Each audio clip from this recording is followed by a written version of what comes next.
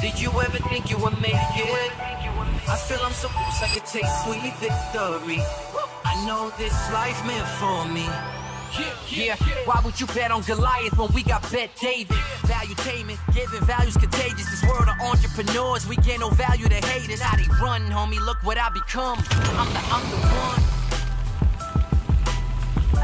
All right, folks, another podcast where we start on time. Rob, what episode are we on? What number is this? 521. 521. Gang, we got a lot of weird stories going on. I got a whole breakdown of the drone situation I want to talk to you about from a guy that broke it down, and I went through it last night, going through the rabbit hole on what's going on here. A former U.S. Navy intelligence chief that breaks down what signals to look out for, and we'll talk about that today with the drone. On top of that, there's a bunch of other things going on. Apparently, there was a phone call made from Jamie Dimon to Trump where Trump looked at the phone and let it go to voicemail. Anyways, we'll read that story over to you. A bunch of guys are giving Trump's inaugural fund $1 million.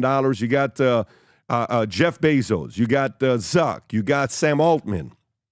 And on top of that, Apple CEO Tim Cook visits Mar-a-Lago. There was an interview done with Trump that I want to show you a clip. He seems uncomfortable and a bit paranoid when I show it to you, but not in a negative way. In a way where, well, I'll just play the clip to you here in a minute, and we'll look at it together and go through it. Karine Jean-Pierre confirms Biden in talks to potentially pardon allies. Some of those allies you may not like, and one of the guys' name is Anthony, you know, like a Tony, with the last name of a Fauci. Hey, but we'll talk about that. Forget about it. Exactly. Drone, we'll talk about drones, some things going on there. Michael Moore wants to pour gasoline on 1,000% justified anger after United Healthcare CEO murder. We'll read that. Stephen A. Smith goes lights out. Stephen A., I think you got some bad influences in your life, man, that they're kind of giving you this conservative mojo. Stop hanging out with those people. Go stick to the people on ESPN that are just keep feeding them. You know what I'm saying? Something's going on with this Stephen A. guy. Yeah. I don't know, man. I like him. He's a good guy. He's a good guy. He is a good guy. He was raised the right way by an incredible mother. So that's a different story. And he's super fit these days. Yes, he is. Okay, Shark Tank star Kevin O'Leary supports Elon. By the way, I like the way he broke down Elon, comparing him to Jobs in ways I've not seen it before. And I think it's worth everybody seeing Kevin's analysis. I like that a lot. All right. Social media erupts as kids correct the First Lady. The First Lady says, "Happy holidays." You should see what kids say to her. It's like, oh, yes. And then I'll tell you why something happened to us that you just kind of need to know about. All right, LeBron is having a rough week, taking a week off, but people are not stopping attacking this guy. BuzzFeed had to sell off massively popular media property to pay debts, apparently an $85 million podcast. Palantir surges over 3% overnight, trading after Army-Navy spotlight with Trump and Musk's presence. You got to see this clip. Maybe we'll show it to you. Left Wing downplays the role of FBI informants at J6. And 60 Minutes reporter Leslie Stahl admits worry about the future of legacy media with Trump taking office again. I'm very dark about it. You're part of the darkness, lady. You caused this darkness. When Trump asks you, there's stuff in there. There's nothing in there. You can't say something like that one interview that they did. Whoopi Goldberg says RFK Jr. is fat-shaming people by encouraging healthy diet and exercise. Let me read this one more time to you. Whoopi Goldberg says RFK Jr. is fat-shaming people by encouraging healthy diets and exercise. Tell me that is not crazy to think about. Greg Popovich cannot help himself but destroy the NBA even more. By the way, they're down 48% in the last 12 years. And when you watch Popovich say what he just said, you're like, it's obvious Popovich hates half of America, not disagrees with, not dislikes, absolute sheer hate for this community. And that's why they can't stand watching a game because of people like you, Pop. And I'm surprised that Adam Silver, unlike a Roger Goodell, is okay with you speaking the way they do. At least the NFL found a way to get some control over it. Adam Silver is not David Stern. I can tell you that for a fact. He doesn't have the types of brass that Stern had. Adam Silver walks on eggshells around these guys, just wants to be cool amongst these guys. Again, that's my speculation. Chief of Russia's nuclear defense force killed by explosive device in Moscow. Cost of raising a child twice as high as some states as others. We'll talk about that. Maybe we'll help you move to some states that are cheaper. Canada's Trudeau is on the brink of potentially stepping down after a chaotic day in Ottawa. We'll talk about that. Shooter at Abundant Life Christian School in Wisconsin. ID'd as 15-year-old Natalie Samantha Rupnow. We'll share that tragic story that took place there. George Stephanopoulos comment that led ABC News to $15 million lawsuit settlement with Trump seems to hold up, MSNBC host. Prisoner CNN helped free Syrian prison was actually notorious Assad's regime torture. And then you got Japan's SoftBank plans to invest $100 billion in U.S. projects over the next 4 years. And we got a couple other stories that we may get into. Eric Adams, Trump, very, very unique story there. And, yeah, that's it. Okay, with that being said, a couple things I do want to tell you guys.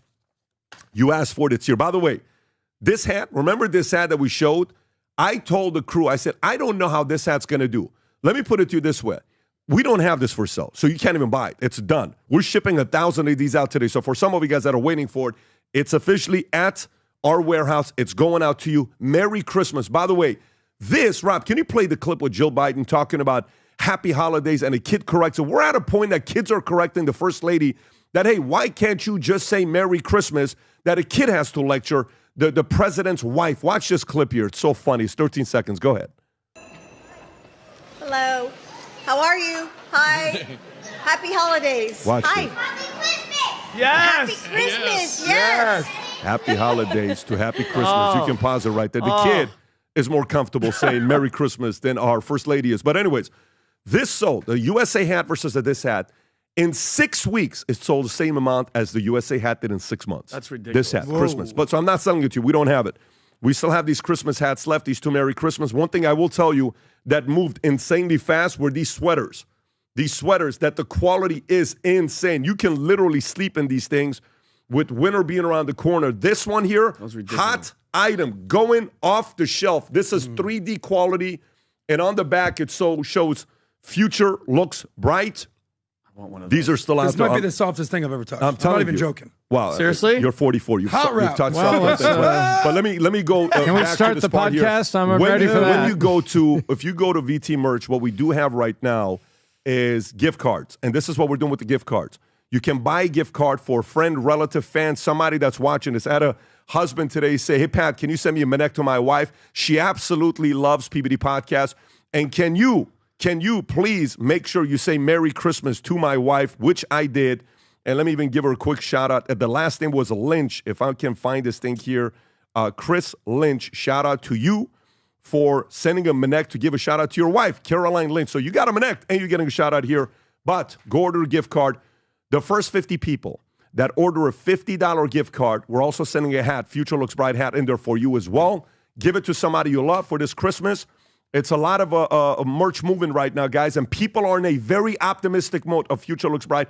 We want 1 million people around the world wearing this gear. Future Looks Bright. Go order the sweater. It's cold. Get one for yourself and a loved one. Again, go to vtmerch.com. Place your order. With that being said, let's get right into it. Rob, the president is being asked about drones.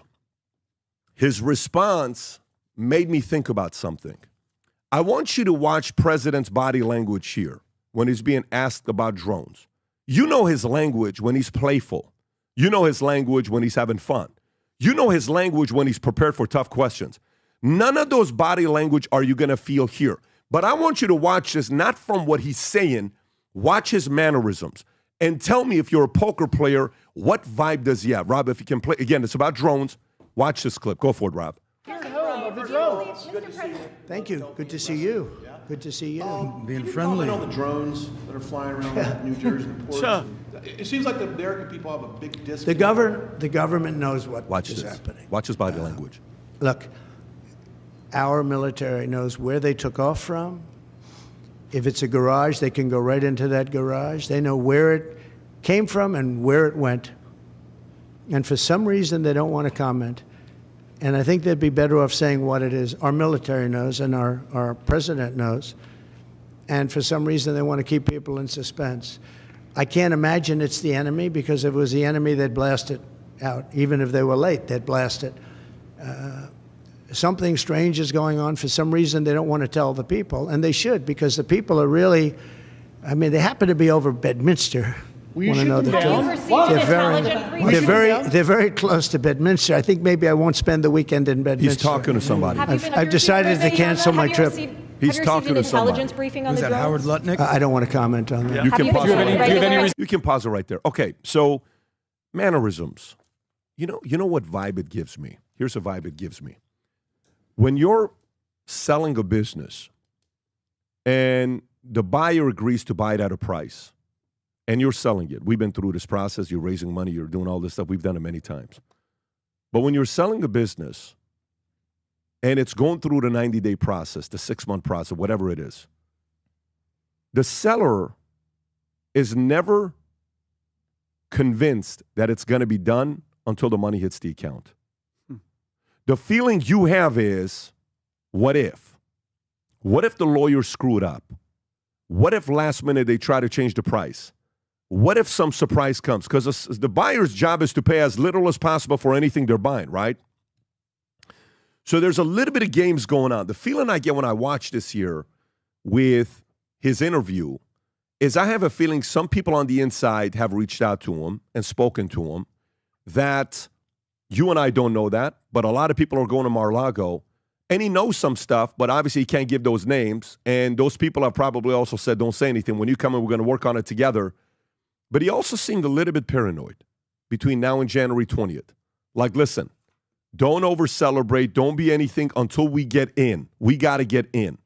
There was some feeling of that I felt here, that maybe they're using this as a tactic to get something through. You have to, it could be 20%, 30%, 40%, but it could be something there. I'm watching this guy named Chase Hughes, who is a U.S. Navy intelligence chief. I'll share with you what breakdown he gave. But before I go to it, very interesting what he said that you got to think about this year. But Tom, what are your thoughts when you're following this drone story? Anything new you're hearing or reading about? Yeah, I've got two things that line up with you. Number one, if this was really a threat and you had somebody right at our back door there, those drones would be taken out. I mean, the Chinese balloon went on for a little bit, and then the Biden administration couldn't handle it any further, and they shot the balloon down. Then there was another one that popped and landed in the ocean or something, right? Yeah. So step one, if this was really bad and really a threat, these would be gone. Step two, the government is always doing things trying to move us into a position. Look at what came out just this week, and I'm sure we'll talk about it later, on January 6th. Oh, there was 26, 27 guys there that were facilitating. Oh, the rest of the footage did show them just opening doors. Yet the narrative they ran through the news media was something completely different. Mm-hmm. Well, I think this is military testing. This is military. We know what's going on. Why, though? Why? Huh? That's the question. Well, look, I mean, why did it Edwards Air Force Base? We were in Southern California, Pat. We talked about it in the last podcast. And people in Tehachapi, California City, and Mojave, which are the cities, if anybody looks on a map, are all surrounding Edwards Air Force Base. And Edwards Air Force Base was down the street from this thing in Burbank called the Skunk Works. And the Skunk Works is where they made these really secret, elaborate planes. Burbank, Tom? Yeah. And they flew them, and they transport them on covered trucks and everything at midnight and took them out to Edwards, and people would see it all the time, and they never told us in Southern California. Mm-hmm. People talked about these sonic bats. There was a F-22 fighter. It was the stealth fighter flying around at Mach 2 or something. So I believe there's military testing going on, and they don't want to talk about it, but they want to kind of move the public's fear into area. Because what do? How do you get things done? Take advantage of a crisis, or maybe make some uncertainty, or make some crisis? Bingo. Vinny, what do you think? That's what I think. I both of you, great freaking points. And and mind you, everything that's going to come out of my mouth is my opinion, because I've been doing like you. I've been getting, rabbit holes, but I've been getting all this information. The fact that they're going out at night, all these drones. Well, let's take a step back. The fact that John Kirby, okay, who's in the lack of intelligence community, him and Mayorkas, they're like, no, nobody's reporting anything. That's complete. They're lying. Okay, I just sent Rob a video of the mayor of Jersey today going, I think this is military. So either A, they're in on it.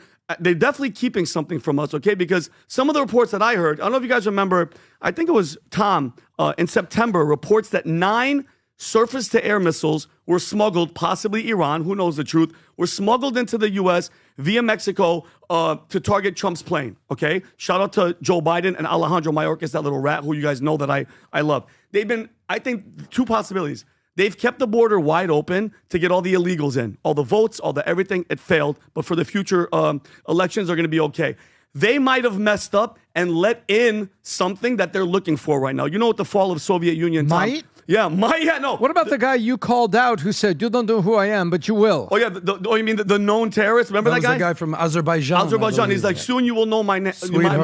Well, maybe we might be getting that guy. So they leave the border wide open for the votes. And then all of a sudden, the fall of Soviet Union, how many nuclear tactical nukes have gone missing? I've heard reports that maybe one of these things made it to the United States. And the reason these drones are going at night is because they're trying to detect... Is that what John Ferguson said? I think he did, because that at night, the drones could look at radiation and it doesn't come through during the day. And then you have to ask, the real question is this: do you believe that they did it by accident because of the votes? Or do you believe this is all a fear thing, an attack, or something's going to happen? We're talking about the Black Swan event before January 20th. Because let's not forget, guys, he's still a threat. There's less than 40 days left. They tried everything to destroy him. They shot him in his head. I wouldn't be surprised if something crazy happens before that day to stop it. Adam. That's just my opinion. So 3 things. Let's start with Trump, number 1. So you said only the paranoid survive, which we say all the time, by the way. Also, the future looks bright. In the NFL, sometimes when you have like a breakaway touchdown and the guy's running and he's just sort of lollygagging, and at the 1 yard line, he kind of drops the ball. Fumbles. Right before the end zone because he thinks he's in there home free, and then it comes back to a safety. That's what Trump hopefully is not doing whatsoever right now, because we're about 35 days 34 days. Unbelievable until this. So yes, it's so interesting about the fact that he won't go to Bedminster. He won't say that, because a few months ago when he was shot in the face and they put a glass cage around him and they said, listen, don't get out of the cage. What did he do the first time he was in there? He went to go help a lady. He went to go help a lady that fell down. It's like, get back in the cage, Trump. Yeah. What are you doing? But here's a guy who we had a conversation. Should he stop golfing during the election season, during everything that was going on? I was like, don't go on a golf course, buddy. They're coming to get you, clearly. So who knows what's going on here? So even Trump, in this regard, is saying, I'm not going to Bedminster. One more thing. This comes down to national security or foreign interference or foreign surveillance. So when it comes to national security, like DHS, FBI, CIA, the FAA, aviation, you guys got nothing? No answers, no nothing? And if it is foreign interference or foreign surveillance, as Trump said, we would shoot it down. Yeah. The fact that it's been how many weeks? It's November 6 18th. weeks? November 18th. Over a month, and we still don't know what the hell's going on here? They know, but they won't tell us. No, but the public doesn't know. Yeah, so listen, there's a couple things. One is a John Ferguson guy that talked, Rogan shared this clip of John talking about, look, I don't know what it is, and I'm not a guy, I'm in the business, I'm somebody that does stuff. Rob, is this the clip, a shorter one? Because I don't want the longer one. I have 2 short clips. One of him explaining what he believes the drones are, and then the second about a nuclear warhead. Go ahead and play this one here. Great. From what we understand, they were out there trying to find this radioactive material. Uh-oh. There's no reason for a drone to be flying at night, really, okay? Because they don't see shit. The only reason why you would ever fly an unmanned aircraft at night is if you're looking for something. We also have special sensors that can detect radioactive material. So with this gentleman that I had spoken with, who was trying to raise the alarm to try to get somebody in the government to say, hey, we need to work together to go try to find this nuclear warhead, none of that ever happened. They knew that warhead was on its way to the United States. That's all that ever came of it. This is the movie Sum of All Fears. Nothing ever happened. This government did not do anything. We can pause right there. So when you hear what he says, then there's another guy that's on MSNBC, Michael B., who's a drone specialist. He's like, look, I don't know what's going on here. Here's all I can tell you. I went out there where all these drones are in the sky, and I said, okay, let me take my drone up there so I can get close to it and see what's going on. He said the weirdest thing happened. He says, as I'm about to go up, it didn't give me clearance.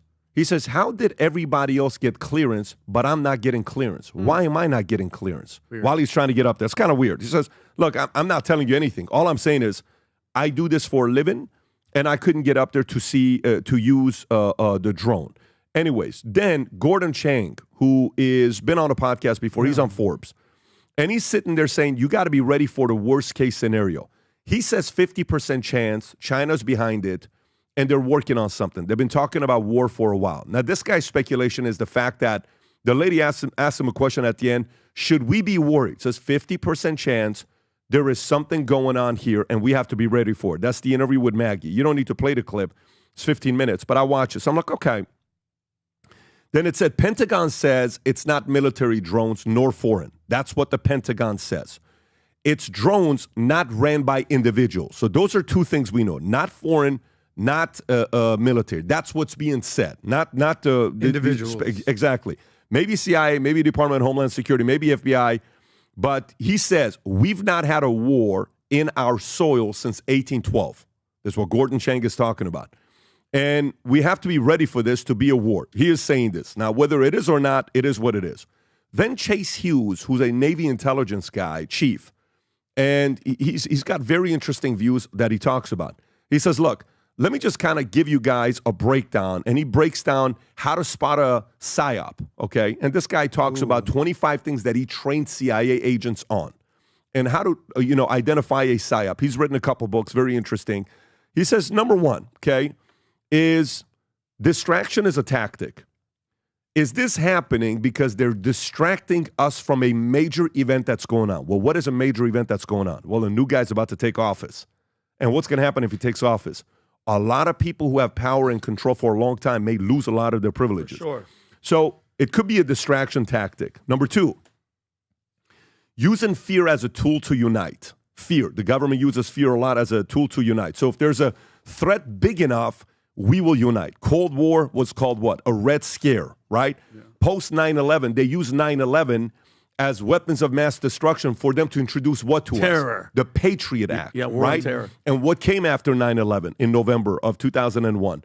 TSA. Before that, you would just go. So everything became more surveillance of the people. You need a mass. So this could be a way to say, here's what's going on. Let me tell you, because of this, we need to introduce the next, So we need to kind of be careful with that. Then testing the waters. The government, he's saying, could use this method to test the waters to see how willing are we? Like, look at what they did with COVID. We may need to shut down. We may need to shut down. We may need to shut down. We may need to shut down. We may need to shut down. Every outlet that says the same thing, then we're like, we may need to shut down. What are you saying? We may need to take the kids out of school. This is horrible. Is it worth at one life? Life. We need to. So everybody was like, yeah, we need to shut down schools. And then the government's like, wow, these guys are dumb enough to buy into it. That's great. Let's push a little bit more, right? By using this fear. In 1964, the Gulf of Tonkin is a body of water in Southeast Asia. They used the fear of that to be able to escalate the war on Vietnam. The reports of fake naval ships that are out there, guess what? That helped them as well. And then he continues, He says, while this is happening, the phases are three phases. Normalization phase keeps us curious, but not panic. Number two, setting stage for a big event you can't ignore. That's the second one. Number three, a need for savior, increase in defense budget, more control in hands. Hey, we're going to do this and we're going to do that. And he goes into go look up Project Bluebeam, which, by the way, I know a lot of people, when you look at Project Bluebeam, hey, it's really this, it's really that. You got to be careful with this theory. It's not. But guess what? News Nation did a story on Project Bluebeam. This is News Nation. What is Project Bluebeam? Drone conspiracy theory. Drone sightings have been consistent across New Jersey. It has spread beyond the Northeast to Ohio and San Diego. State and local officials are calling for greater transparency. You can go a little bit lower. What is Project? Canadian journalist Serge Monas is credited with coming up with the theory of Project Bluebeam, wherein there's a plot to engender a dictatorial universal government that abolishes Abrahamic religious Christianity, Judaism, Islam in favor of a new world order. Aliens, by the way, right. So, hey, aliens are coming. We have to be ready. So who's talking about this? Several prominent figures have discussed how they believe continued drone sightings and Project Bluebeam is being intertwined. Actress Roseanne Barr. Anyways, all these other names that they talk about here, right? And you can go up and look through some of the names, and they're saying, well, all these conservatives are, you got to be careful with what they're saying here. Anyways, he continues. Here's how to spot a PSYOP. Step number one. Ooh. Analyze the source. Okay. Sensational headlines. All right. 2, who owns the platform? Okay. Whoever owns the platform can drive intentions and motives through the platform. 3, question the timing. Does this happen during the time of a bigger issue? Well, yes. A new guy is a president-elect that's about to be a president whose administration is who? Musk, Vivek, RFK, Tulsi, all of these guys. They don't want them on the inside. Kash Patel, they don't want these guys on the inside, right? Okay. Yeah. So we know that's happening. Then it says, follow the narrative. Are multiple outlets saying the same things to condition the mind? We're not there yet. We're not there yet. 5, look for emotional trigger, like using certain words to get a reaction from you. 6, check evidence. 7, ask one question. Ready? With all that going on, is this going to expand government control or create new laws? Ooh, what a great 1000%, question to ask. What a great question to ask. If they drive this, are they going to use this to expand budget? Who wins if they expand budget? We go from 800 billion to 2 trillion. Guess who wins? That money's going through some business that's going to be weapons of mass, whatever you want to, military-industrial complex, right? So then 8, look for follow-ups. PSYOPs will vanish when they have served their purpose with no follow-up as a distraction, and it goes away. And number 9, trust your instincts. Cultivate critical thinking. Number 10, look for patterns on how they're sharing the news with us. Who benefits from this? What evidence is being shown? Is it verifiable? Why now? Then he wraps it up with a very interesting thing that I suggest everybody do this as well. I'm always a fan of this. This may not be a bad time to have some cash. This may not be a bad time to go protect your family. Whatever state you're living in, whatever the laws are, may not be a bad time for you to be prepared. We don't know what's going on. Guess what? Future looks bright, but only the paranoid survive. Go lock it up. Go protect yourself. Because if something happens to the grid, if power goes down, if accounts are shut down, if you have no access to credit cards, guess what? And you ain't got cash, then what happens? And how long can that lead to insanity? By the way, again, keep this in mind. This is not an idea of injecting fear and scaring the crap out of you, okay? It's not the case. It's like a father talking to the son saying, hey, you just hung out with that guy. Yes. You were supposed to be at that party tonight. Yes. They got caught with some cocaine. Yes. They went to jail. Yes. They're going to be kicked out of college that they're going to. Yes. How many times have I told you, if you hang out with this guy, that's going to happen? I know who this kid is, okay? And the father or the mother is not selling fear, it's selling the nightmare. Sometimes you got to sell the dream. Sometimes you got to sell the nightmare. In situations like this may not be a bad time for you to stay calm. Don't be emotional. Don't lose control. Don't panic. That's not what you do. Matter of fact, when tensions go high, you got to go here. And you just kind of watch and monitor to see how everybody's reacting. And you just kind of move very slow, methodical, but you're being prepared for this. It's not a bad time to be checking all the things that you need to be checking.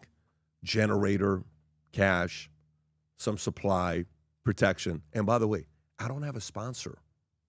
It's not like, hey, and today's sponsor is Generator XYZ. No. I don't have one. I'm just telling you, be prepared right now. Your job is to protect your family. When you hear what this guy, Chase Hughes, has to say, Tom, where does your mind go when he's breaking it down the way he does? How much credibility do you give to what he's saying? I give a lot of credibility to what he's saying, and I'll tell you why. There was something that I studied a lot. I was in grad school when TWA 800 went down in Long Island Sound. It was 747, the last several years of TWA operating as an airline, leaving New York, heading to Europe.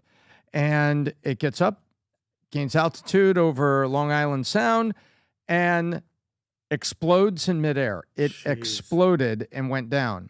Now, there were people on the ground in Long Island Sound, and there was some footage, because people didn't have camera phones. It was 1997, I believe. 96. And there was very credible evidence and some fuzzy footage of what looked like a streaking missile, that this thing was shot down by a SAM, surface-to-air missile. And I remember listening to all that, and then No one wanted to talk about that. And these guys are trying to get on TV and showing this. These look like very credible people. And there was like 5 of them, and 2 of them didn't know each other. And then there was 3 of them together. So it's like, wait, these people don't even know each other. And so they said, oh, there was frayed wiring in the central fuel tank that sparked. Why is there wiring in a fuel tank? Yeah. Central wiring in a fuel tank that arced, and the fuel tank exploded. To which I acted, I was asking, well, how did the wiring get frayed? And I had a friend that said, well, it's probably that damn missile. Yeah, no shit. So no one talked about it. And then this came out that was absolutely true some 20 years later. Why did the NTSB seize all the recordings from the tower radar recordings at night? They seized them because they didn't want evidence of secondary things. And the answer is, no one talks about it, but it was probably the U.S. Navy had a test going on and they effed up and we shot down a passenger plane. Jeez. That is what a ton of people, they all say, conspiracy theory. Well, come on. This had never, ever happened before like this. So when I hear things like this, I remember sitting through that and watching how the government was so silent, watching how the NTSB changed their story and watching how it happened. So when I hear this guy talking about the government very quietly going about its business and he thinks that it's government drones that are out there sniffing for something, I kind of believe that. Excuse me. No, I find it believable. I'm going to say right now, I find it believable that said, if something got smuggled in, they're trying to find it. And there's things we don't know about. There's people that are apprehended all the time that are truly bad people. Now, it's not like Hollywood. They're not holding on to a nuclear suitcase or anything. But there's really bad people that we apprehend all the time. So when I see a PBD and I see this guy, I say, you know what? This is very believable because, number one, it's the job of government to do this. That even when they F up and something gets across our border, it's their job to have all these systems available to go find out what's up. But then I see this as very believable. But on the other side, I also see it as, okay, what are they trying to sell and what do they want us to do and what do they need? It's exactly the PSYOP you're talking about. Who's the source? Who's the platform owner? So what's what is the it? message? So what is the distraction? So what are they trying to distract us from now? Well, think about it. Does the establishment, I'll give you 4 letters, Doge, right? I think that the establishment, Vinny, do you think the establishment fears Doge? Do you think it's serious? 1,000%. That's what I was just going to say. What do they fear the most? I think Donald Trump is obviously number one because if you guys have been paying attention this past week, the COVID stuff came out and it was all BS. It was all us. January 6th, FBI was completely involved, and we're going to get to that. 26 of them. Jay-Z, Diddy, Biden's pardons. Everything's going on, and then this happens. And to mention the Project Bluebeam, I'm not even going to say the word, but if you think about it, COVID was a test run in my eyes to see, like you said, how much can we make these people stay inside and be scared? What did it last? About 2 years? People are still wearing masks to this day, okay? They're still doing it. So you know what? That Project Bluebeam means, you know what? How do you unite everybody? Think about this. How do you bring everybody, race, black, white, tall, short, gay, straight, Muslim, Christian, everybody together? Yeah. You have a threat that's from outside this world. Because you know what they do? If they say this, hey guys, newsflash, we're in contact with an alien mothership. They say if we don't do X, Y, and Z, they're going to attack. If you think people panicked for a flu from China, they're going to lose their shit if that happens. And you nailed it. Donald Trump is coming in, Tom, Doge. Everybody is petrified. I just saw an interview with the guy, who's the guy that Elon talked about, the billionaire that worked for PayPal. He just interviewed yesterday. Oh, Peter Thiel. No, the other guy, the chubby guy. Reid Hoffman is losing his mind going, he's going to come after me. The billionaires are panicking, and I wouldn't put it past them. How does Alejandro Mayorkas, the Department of Home, your job is securing the homeland. They don't know. Intelligence community, they don't know. It's BS. They all know what's happening, and we're going to find out very soon what the hell it is. Look, I've been looking into this, Pat, and I'll just give you one very, very fast example. Do not underestimate how upset and how freaked out the establishment is at the prospect of losing the Department of Education. The Department of Education is a propaganda machine for the next generation. No question. They need it for their globalist agenda, and the elimination of that causes a big gap. Because guess what's going to happen? You're so right. Maybe it's number one, Tom, because it's the future. You control kids. You can shape their mindset. So anyways, we can move past the story to the next one. All I'm saying is, gang, in the military, Vinny, you may remember this. The saying was, stay alert, stay alive. Ooh. Stay alert, stay alive. Stay alert, stay alive. Stay paranoid, stay aware, stay curious, do your own due diligence, question everything, question everybody, whatever they're saying, don't jump to conclusion. No matter who's saying it, go do your own due diligence and see what you come up with. But I want to get... With the rise of social media, we're gonna find out the truth. You know, the movie A Few Good Men, where it's like, you can't handle the truth. America wants to know what the hell is going on here. The days of legacy media being the only people that dictate what you're hearing are over. So now podcasts like this and independent journalism and citizen journalism is going to come out there and find the truth. That's a good point. And by the way, you know what? George Stephanopoulos and ABC apologized to Trump, are forced to pay $15 million to settle defamation lawsuit. Can you Rob, is this the one of them apologizing? This is the actual clip that got them sued. Oh, go ahead. Let's see the clip. I still get judged for it today. I'm asking you a very simple question. And I answered it. You're shaming me for my political choices. I'm asking you a question about why you endorse someone who's been found liable for rape. It was not a criminal court. This was a civil court. It was a civil court. And by the way, she joked about the judgment and what she was going to do with all that money, and I find that offensive. I'm asking you about the man as a rape victim who's been shamed for years now because of her rape, you're trying to shame me again by asking me this political question. You've repeated that again. I think it's offensive. As a woman, I find it offensive. For my political choices, I've endorsed the man that I believe is best for our country. It's not Joe Biden. And you looked at the dueling rallies yesterday in Georgia. Laken Riley's family was with Donald Trump. They weren't with Joe Biden. The same guy yesterday that apologized for calling her killer an illegal, who wasn't illegal. And here you are trying to shame a rape victim. I find it disgusting. I mean, you keep saying I'm shaming you. You are. The question, it is. How is the question asking you about a presidential You can pause candidate? it right here. So ABC and George Stephanopoulos settled Trump's lawsuit with $50 million, filed in Florida Southern District Federal Court. The settlement includes $1 million for Trump's legal fees and $50 million allocated as a charitable contribution to Presidential Foundation and Museum. Trump plans to establish ABC. Also issued a public statement expressing regret for inaccurate claims made during March 2024, which is, by the way, just 9 months ago. Interview with Representative Nancy Mace, which we just showed. During the interview, Stephanopoulos repeatedly claimed Trump was liable for rape in a case involving E. Jean Carroll. However, a jury found Trump liable for sexual abuse, not rape, under New York law. Judge Lewis Kaplan later clarified that while Carroll didn't prove rape legally, it didn't mean Trump hadn't raped her, as the term is commonly understood. Tom. So I love how all of this has come home to roost. So Stephanopoulos, what you see there is a man hell-bent on maintaining his narrative. That's what you see there. And what you see there was a woman who was standing her ground and not allowing him to use the interview with her for that narrative. And then he overstepped, and what he said was incorrect, and he pushed it from the platform of the national news, the main evening news, ABC, and he got called out for it. And something was happening. If you can go find, Rob, can you find really quick, I'm sorry, we needed this for this, the deposition. Stephanopoulos was scheduled to be deposed.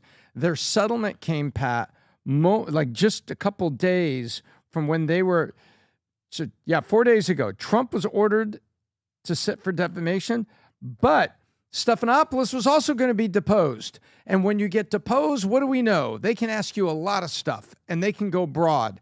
ABC didn't want George Stephanopoulos to be deposed.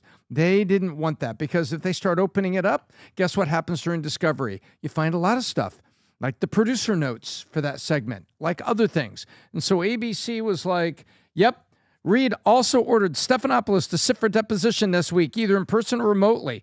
His deposition was limited to 4 hours. He was going to sit there and get his little Greek ass grilled for 4 hours. And all of a sudden, on the eve of that, they're like, would $15 million do it, and an apology, and $1 million for your legal fees, $15 for your library, and an apology. And we'll even make George apologize on air. That's what happened here, Pat. That's what happened. Vinny. I love it. I'm actually happy that fake news now has consequences. By the way, do you know who George Stephanopoulos is, Tom? Like, where did little Georgie get his start? George got his start working on the Clinton campaign. Oh, weird. And he I believe he invented the term or co-invented it with James Carville, bimbo eruption. Yeah. Because that's what they called it. Yeah. I believe the term. And Can you look that up? Very important. Yeah. Bimbo eruption. Go ahead. No, Go no, ahead, Tom. I think it was, Yeah. And then he also, he's on all these historical videos misstating economic statistics while he's yelling at reporters on the phone in mainstream media. They're making that up. It's not this, it's not this. Because remember, it's the economy, stupid. Yeah. And so they were doing it. That's where he got his start. That's where we all. I love it. He was.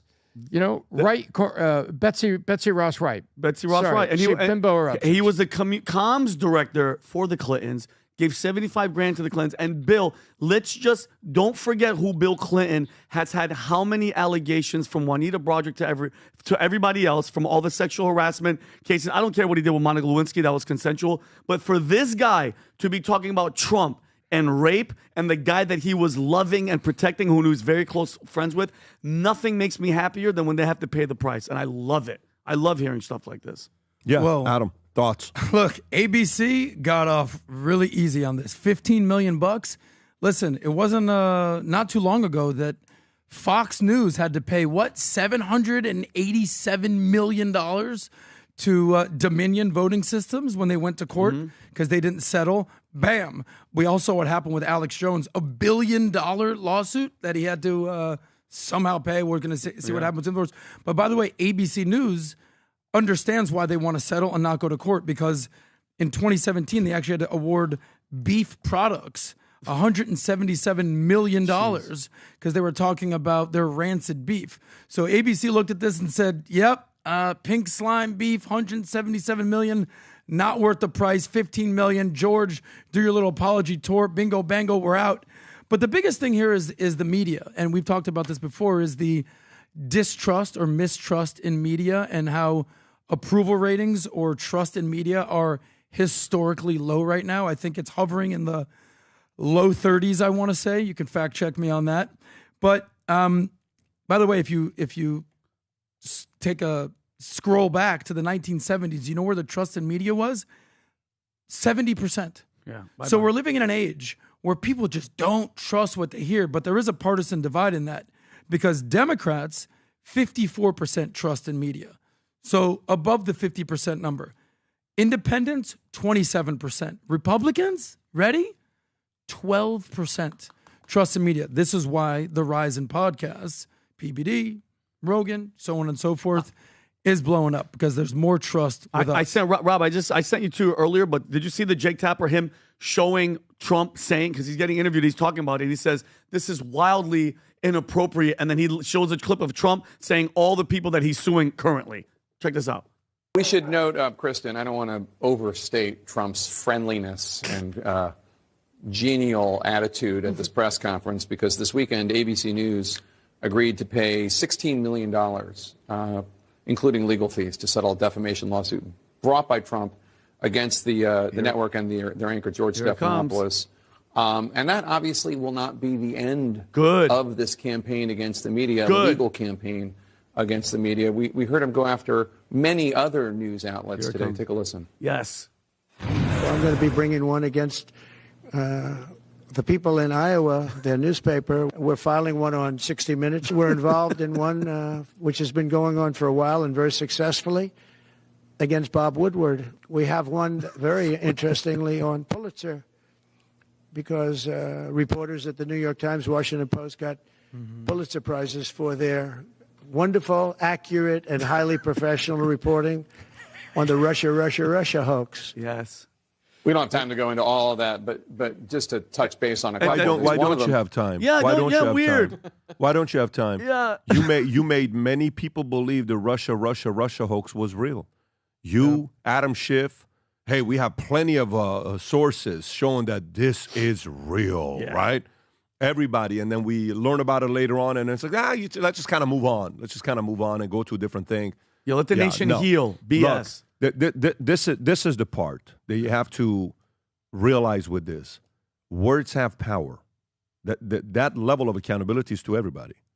Okay? And the bigger you get, you just have to realize you can talk shit all you want until all of a sudden you like the limelight, but then the limelight also brings responsibility. This applies to everybody. You know, that includes us. That includes everyone. That we have to be careful about it. It's easy when you're sitting here, you know, laughing at them. You just have to make sure it doesn't happen to you. I'll never forget, we had a guy in our company that one of our guys was going through an ugly divorce, and it was very nasty. And behind closed doors, the other guy was kind of well, you know, you thought he was this, and I'm doing the right thing, and da-da-da-da. I said, listen, whatever you do, don't ever act like you walk on water. Ever do that. Let me tell you, because when it comes your turn, you're going to want people to have grace with you. Don't ever act like you walk on water. And then when his turn came, and then his turn happened a year later. Wow. And I'm like, hey, you want some grace? You're getting it.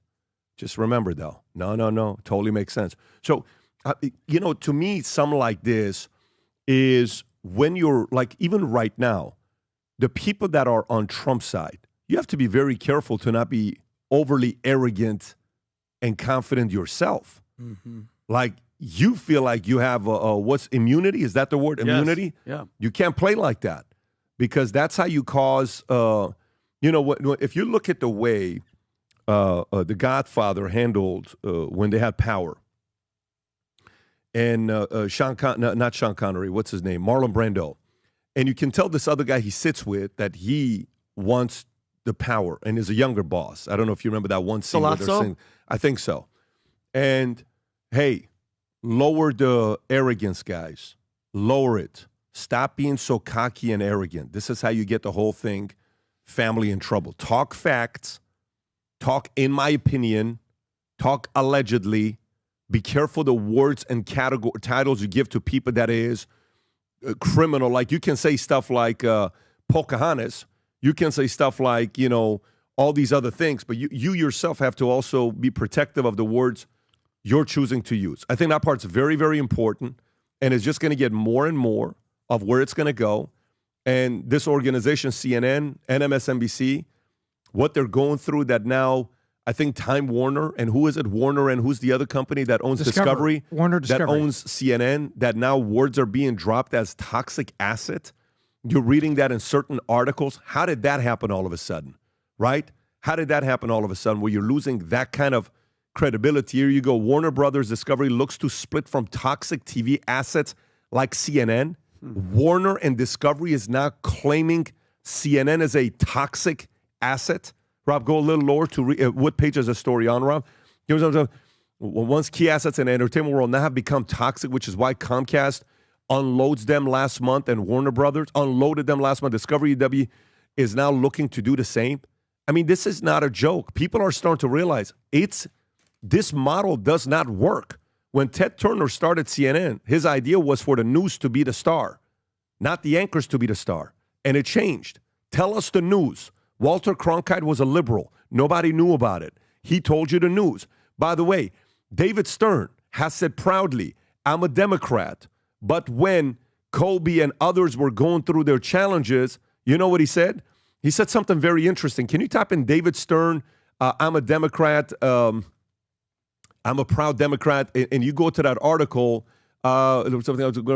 Yeah, there's a part that says I'm a Democrat. Oh, right, I'm a loyal Democrat. Go to the second article, Rob. If you can go right there, I'm a loyal Democrat. And if you can do Control F Kobe on Rob on the second article. If this you can one right go, here, yeah, David right there. Stern. If you can go to that and then type in Control F Kobe, if you could do that, just type in Control F Kobe and see if that comes up. If it's giving us a hard time, all right, then don't worry about it. Maybe go back to the other story. Type in Kobe, Control F Kobe, see if it comes up. And you'll see he says something so interesting. He says, Stern right never shield from, zoom in a little, thank you, from revealing his political affiliation. I'm a loyal Democrat, he proclaimed at the 2010 finals. Yet it is still surprising to hear him attach his views to a topic that was already explosive enough in 2003, the sexual charge against Kobe. When I asked Stern before the season if Bryant should continue to play amid the legal proceedings Stern's response, absolutely. We don't have a Patriot Act in the NBA. That means you're innocent until proven guilty. Sounds like a Republican to me, doesn't it? Yes, it does. But back in the days, these guys had a backbone. They were leaders, right? Today, soft. And so, you gotta kind of be careful what direction it's going to. And CNN, Cronkite, NBA, Stern. I'm a Democrat, but guess what? I'm still a guy that's understanding what it is to protect the game and protect the players and protect everyone being innocent until being proven guilty. We're kind of going back to that. That's the biggest thing. We're kind of going back to that. We're kind of going back. And by the way, we went so far the other side. DOJ, lawsuit. Hey, Mar-a-Lago's only worth $18 million. And people are like, who the hell said it's worth $18 million? Oh, E. Jean Carroll. Oh, yeah, $451 million case. Oh, yeah, you got to put all this money for bail. Yeah, you got to do this. They try to destroy this guy's life. Did you forget a year ago, 9 months ago, 10 months ago? And you want this guy to stand around? Jake Tapper? How quickly you forget. So, yeah, he's going to do his part. And you act like you guys were celebrating when Fox went through it with the whole, the Dominion, right? And now it's a whole different story. So anyways, I mean, listen, it's great that this is happening, but accountability is across the board to everybody. And folks have to realize. So, and by the way, since we're talking about this, Rob, can you do me a favor? Can you pull up Greg Popovich? Numbers came out. Colin Cowherd, if you can actually pull up the Colin Cowherd clip first, and then we'll go to, am I even saying his name right, guys? Yeah, Correct me if Cowherd, yeah. Colin Cowherd For sure. is saying the following, and this guy works for, Rob, is this ESPN or is this Fox? FS1 is Fox, right? Yes, okay. Fox. So which, by the way, I like what Colin does. I mean, he's sensational. He's entertaining. And he'll have Bill Burr come up, Bill Burr come up and talk shit to him. Bill Burr. But watch what he says here about the NBA. Go ahead, Rob. Roger Goodell has navigated a multitude of cultural changes. That CTE issue, that was bad and overlooked for a long time by a previous commissioner or two. And here he's made the PAT interesting. He tinkers, he evolves. And the NBA, meanwhile, ratings are down 48% in the last 12 years, and they have fallen off a cliff this year. And Adam Silver's solution is let's make the courts brighter. And I like the NBA, but the All-Star game is now embarrassing, and I think load management is a shame on the league. It is a really bad look for a family of four to go to a game and Giannis doesn't play or Embiid doesn't play. I'm sorry. Go ask the Democrats. Be warned, once you detach from regular people in America, you will pay a price. By the way, I want to know how long this guy's going to keep his job. Honestly, I want to know how long he's going to keep his job. Then, this is what Popovich, this man here that you're about to hear, guys, he is idolized in the NBA by a lot of people, okay? And he's a millionaire, a rich man, extremely bitter, seems very unhappy, arrogant, pompous, and he hates, based on the way he speaks, he gives me impression that he hates half of America. But go ahead and watch this clip here. So he's pathetic. He's small. He's talking about Trump. He's a whiner. We all know that.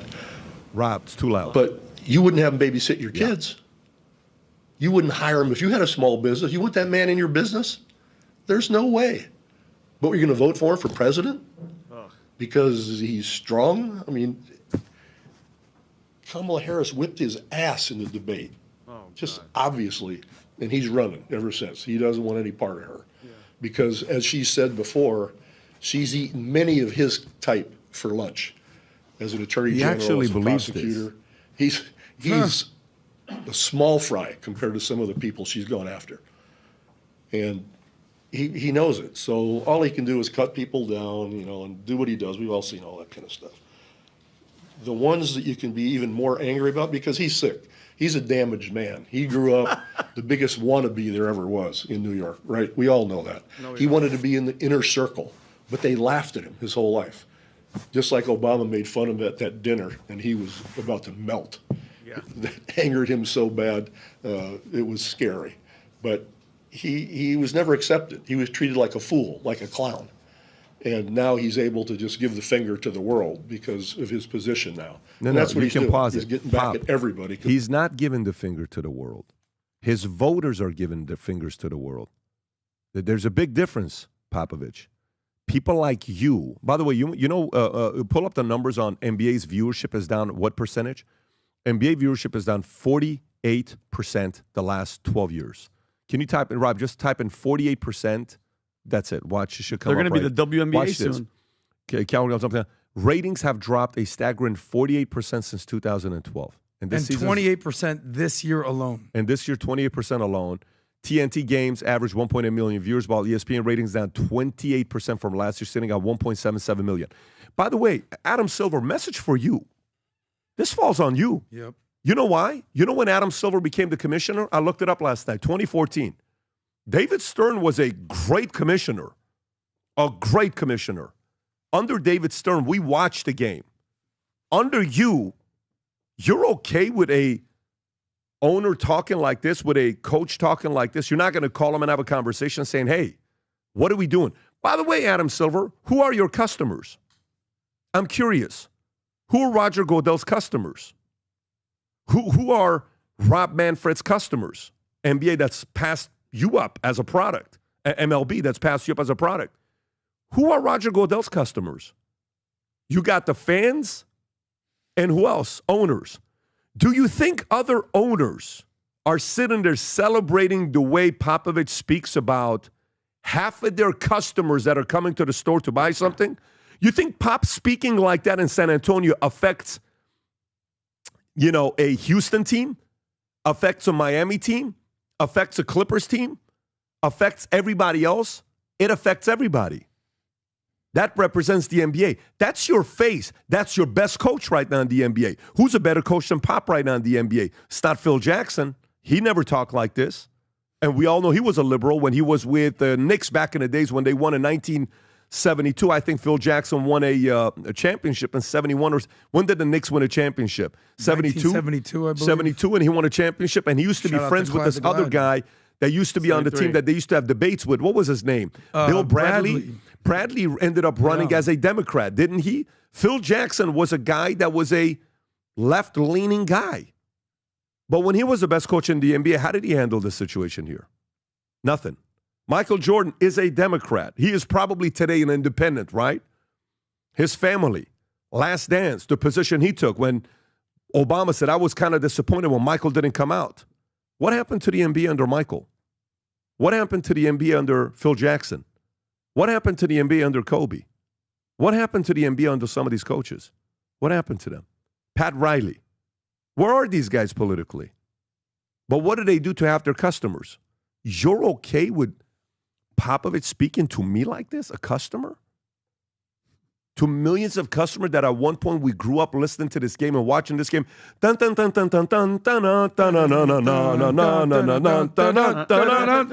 grew up to this. That was Bird You're Magic taking days. that away from us? We have to, grown men, I'm 46 years old, I got 4 kids, I want to sit and watch a game. You want me to hear this bullshit? No, we're not watching this. Adam Silver, it's on you. I put it on you.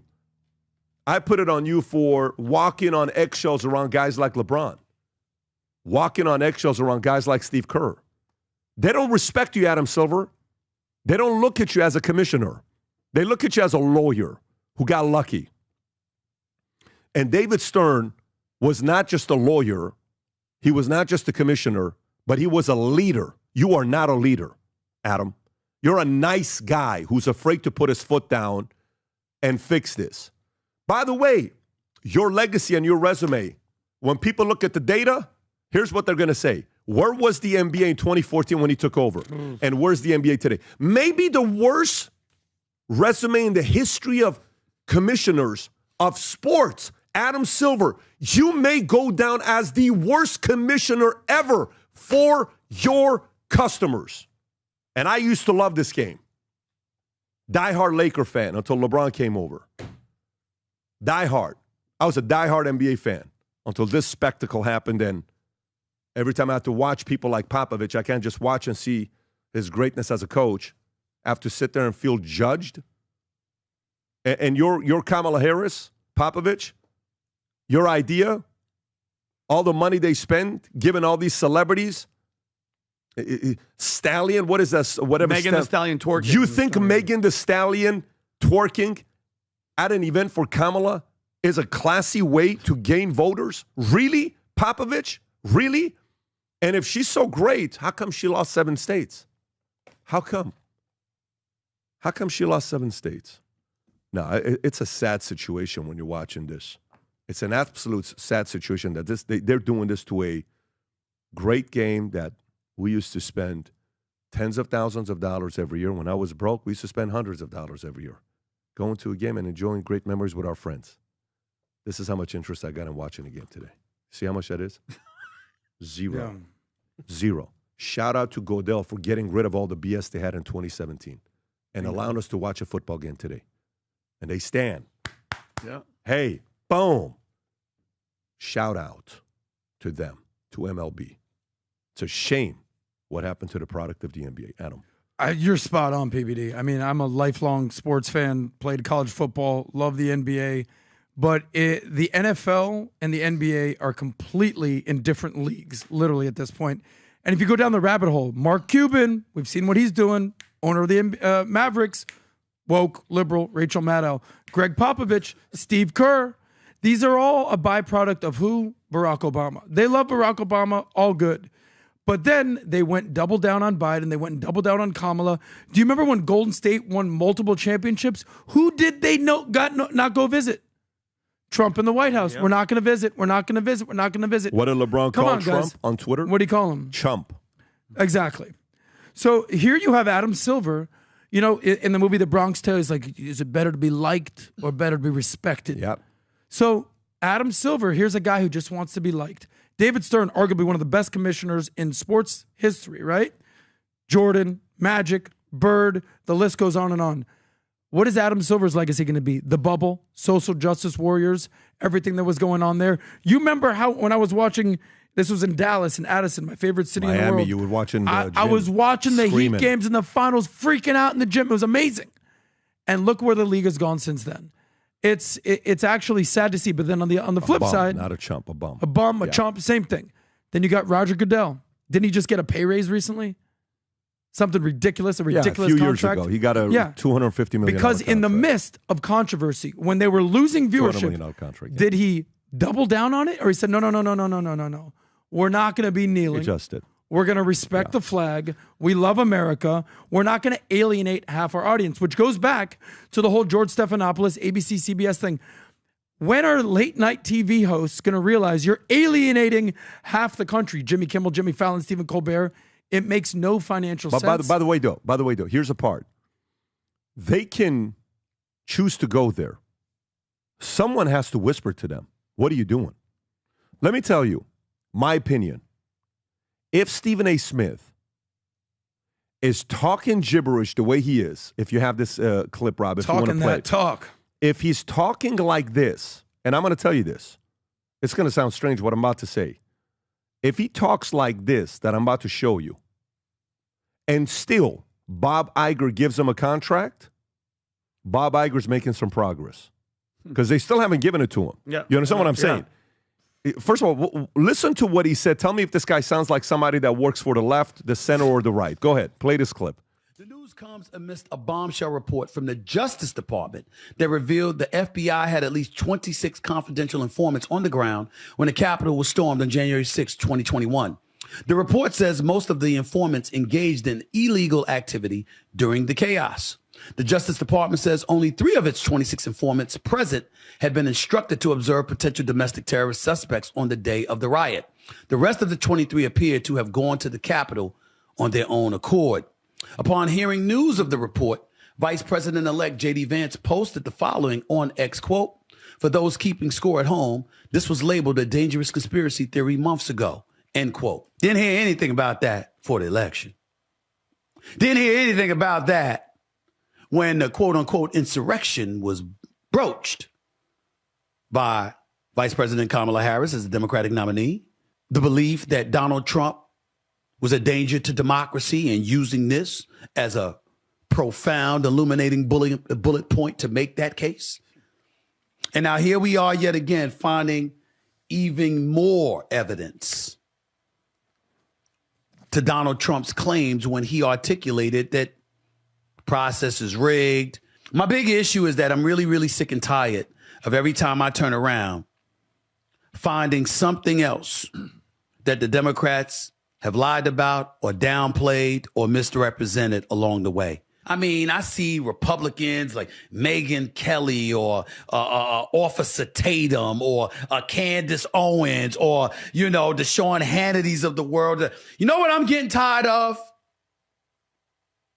To the Democratic Party. You know what I'm getting really pissed off about? I'm getting really ticked off at every time they open their mouth about something pertaining to y'all, they seem right to make the case that the right had a monopoly on insidious, evil tendencies, corrupt tendencies, duplicitous, hypocritical, untruthful tendencies. You can pause it right there. By the way, if he still gets the contract from Disney, yeah, props to Bob Iger. Big time. Because if Stephen A is talking like this, Bob calls and say, hey, lower your tone, buddy. Yeah, what are you doing? It's a doing? little too much. Because Bob Iger, in his book, Right of a Lifetime, talks about that when Rupert Murdoch or Roger Ailes asked them a question when they were in the process of buying Disney or whatever they were doing, he says, hey, Bob, are you going to run for president? He says, I told him no, even though deep down inside, I knew I wanted to run for president, right? And Bob is a Democrat, his family, Democrat, right? Mm-hmm. He cannot like what Stephen A. Smith is saying. He can't. But he's saying it. So your thoughts when you hear what Stephen A. says? He sounds like a Republican. And how about this? If he keeps talking like that, I'm on the flip side. I'm thinking he might not even get it. I don't see Bob Iger saying, good for you. Piss on them. No, I don't think so. And going back, because mind you, Pat, I have something to talk about on January 6th if we get to there. But let's not forget what Popovich said when he goes, remember that correspondence dinner, 2011 White House correspondence dinner, where Obama, and he's like, he killed him. He buried him. No. That moment might have created the monster that just became the president of the United States again. Because he said, and I quote, Donald, you'll never be president. Let that put that dream to bed. It's that moment, and we're talking about choose your enemies wisely. He sat there and let this guy talk all that trash. This might be the moment that Popovich, the Obama that you love, is the reason that Trump is in, because of that moment. And what do you think about this, Tom, when you see this? What do you think about Stephen A? What do you think about Popovich? What do you think about all this stuff? Well, first of all, I'll take it in order, and I'll be really, really quick. So Popovich, like many celebrities or people of stature, he has a contract. That contract guarantees he will be paid. He signs the contract that guarantees he gets paid after he signs it. America goes to work and we get paychecks. They get paychecks after they work. And if they get a little sideways or something like this, they get dismissed. And it's this weird dichotomy where once you're a professional athlete, you get the big contract, suddenly you can say what you want, you can do what you want, unless you're a little conservative. But Popovich can pop off like this. He's not supporting the business that's paying him the contract, because guess what? The business doesn't have to do it, because the business has a guaranteed contract called the TV media rights and the digital media rights that ESPN and others pledge billions up front. So guess what? They don't have to think like a business, work like a business. They can go out with their Trump derangement syndrome, and there's no consequence for it. Is there any consequence for Popovich, really? Does he get a phone call from, Stern would have, it says, Pop, no, come on. Stern would have done there, not Adam. And so that's what I think about that. Now, what do I think about Stephen A? Stephen A is coming forward saying, you know what? I believed this. My life experience was this. I was looking at things like Insurrection, and now they're coming out and they're not true, and I don't like it. And the reason Stephen A doesn't like it, and I applaud his openness. He says, this is really pissing me off. Why is it pissing him off? Because he believed it. he was a member of the Democrat Party or is a Democrat still. He wants to believe that in that truth, that when he says, hey, Vinny, you should vote for this person. I'm a Democrat. Let's talk about it. Stephen A. is he will sell and he will compel. But now he wakes up one day and finds out that some of the stuff he was selling and compelling wasn't true. I'd be upset too. The word he's using, he's pissed off, but he's pissed off from a point of frustration and embarrassment. Yeah. I was pushing this, and now I'm embarrassed. That's what I think about what's going on with Stephen A. And this here, Obama has been proved wrong. You better be careful, man. Obama may be one of the first people that put something on permanent videotape in the archive that came back to bite him so hard on Trump. And I feel bad for Stephen. You know, I feel bad for Stephen A. because I can't imagine what it'd be like to all these things you've been saying, all these things you've been believing and you've been repeating. You work for a network that asks you to toe the line on certain stuff, and Stephen will and won't, you know. He works for the network. There's things he has to do. Other things, he's very unashamedly, no, this is where I stand. And now he has to walk out and look at all this. And then, you know what? I thought he was controlled. He may have been yelling a little bit, but for Stephen A., we've met him. We know his passion. We know what's in the fire of his heart. I think you saw a rather self-controlled Stephen A. Smith is the most talented sports journalist of our generation, no doubt. I'm happy for Stephen A. because much like him, I went through this metamorphosis, an awakening of realizing the following. Holy smokes, I was lied to. They lied to me about Russia. They've lied to me about X, Y, and Z. What? WTF. And what he's going through is what PBD talks about all the time. That's power versus force. And in the sequencing, anger. I can't believe this guy's going to be president. Trump. Pride. Oh my God, this guy. Never. I would never. And then the courage to say, you know what? I don't know about this guy. And then what's right after that, Pat? Neutrality. All right, let me give this guy a fair shot. The willingness to accept, you know what? Maybe I was lied to. Maybe I was wrong. And now I have the ability to do what, PBD? The ability to reason. That's what you talk about, one of your 5 moves, right? The ability to reason. So here's a guy who is the face of the NBA, right? When it comes to sports broadcasting, Stephen A. Smith is the NBA. So what do you think he's going to see and talk to when he talks to Popovich, to Kerr, to Cuban? What are those conversations going to be like? What are those conversations going to be like when he talks to LeBron? And we all know he's super tight with MJ. And what was MJ's whole thing? Republicans buy sneakers too. Stay out of it. So here's the NBA alienating half their league at the expense of their bottom line. You would think as a business, what don't you get? You don't see the writing on the wall. It has not worked. All this woke shit, all this Trump hate, fear porn, nothing. I don't get it. From a business standpoint, you don't see the numbers. Shut the hell up. By the way, I'm telling you, oh God, owners are calling Adam Silver saying, "What are you doing about Popovich?" Really? 100%. What percentage of NBA owners are Republicans? Can you type that? Oh, I'm going to say 20. What percentage? PBD, I don't know about that. 25%. What percentage of NBA owners are Republican? I don't know if owners are really popping off on the this. donation history of the okay. Let's look at that. Can we find out what owners went to? Okay, go to that. I would say the vast majority of owners are Republicans. But no, NBA. I specifically want NBA. Go a little lower. Not a minimum of $124 million does in committees, Republican leanings, and $5.2 million went to Democratic leanings. Federal Trade Commission, 2% went to bipartisan. Okay, go a little bit lower, so 95%. So, okay, so just look at that. Just look at that. Go a little lower, Rob. When you think about that, Adelson, so it's a lot of it is Dem. Democrat. So she's a recent owner I know, but of the Mavericks, let's right? look at NBA, Rob. If you can see if you can just go to NBA, MLB. Jeez. Well, because it's all the owners of that team. There's I saw some NBA up there. There you go. So, Adelson, skip that. We know that. But that's more Cuban, right? That's one. That's Dallas Mavericks. Let's see what other team does it show. Well, she gave a lot of Orlando Magic. What was it with Orlando Magic? Orlando Magic has to be Republican because they are. Look, she supported every state. Republican Party of Wisconsin. Republican Party of Maine. DeVos. That's a DeVos family. That's Betsy DeVos. That's Republican. Amway, right? Amway. Yep. Miami Mickey Heat. Harrison. Can we see what Miami Heat gave money to or no, Rob? Can you go to the Mickey Harrison Victory Fund 22 is who? Is that a left guy?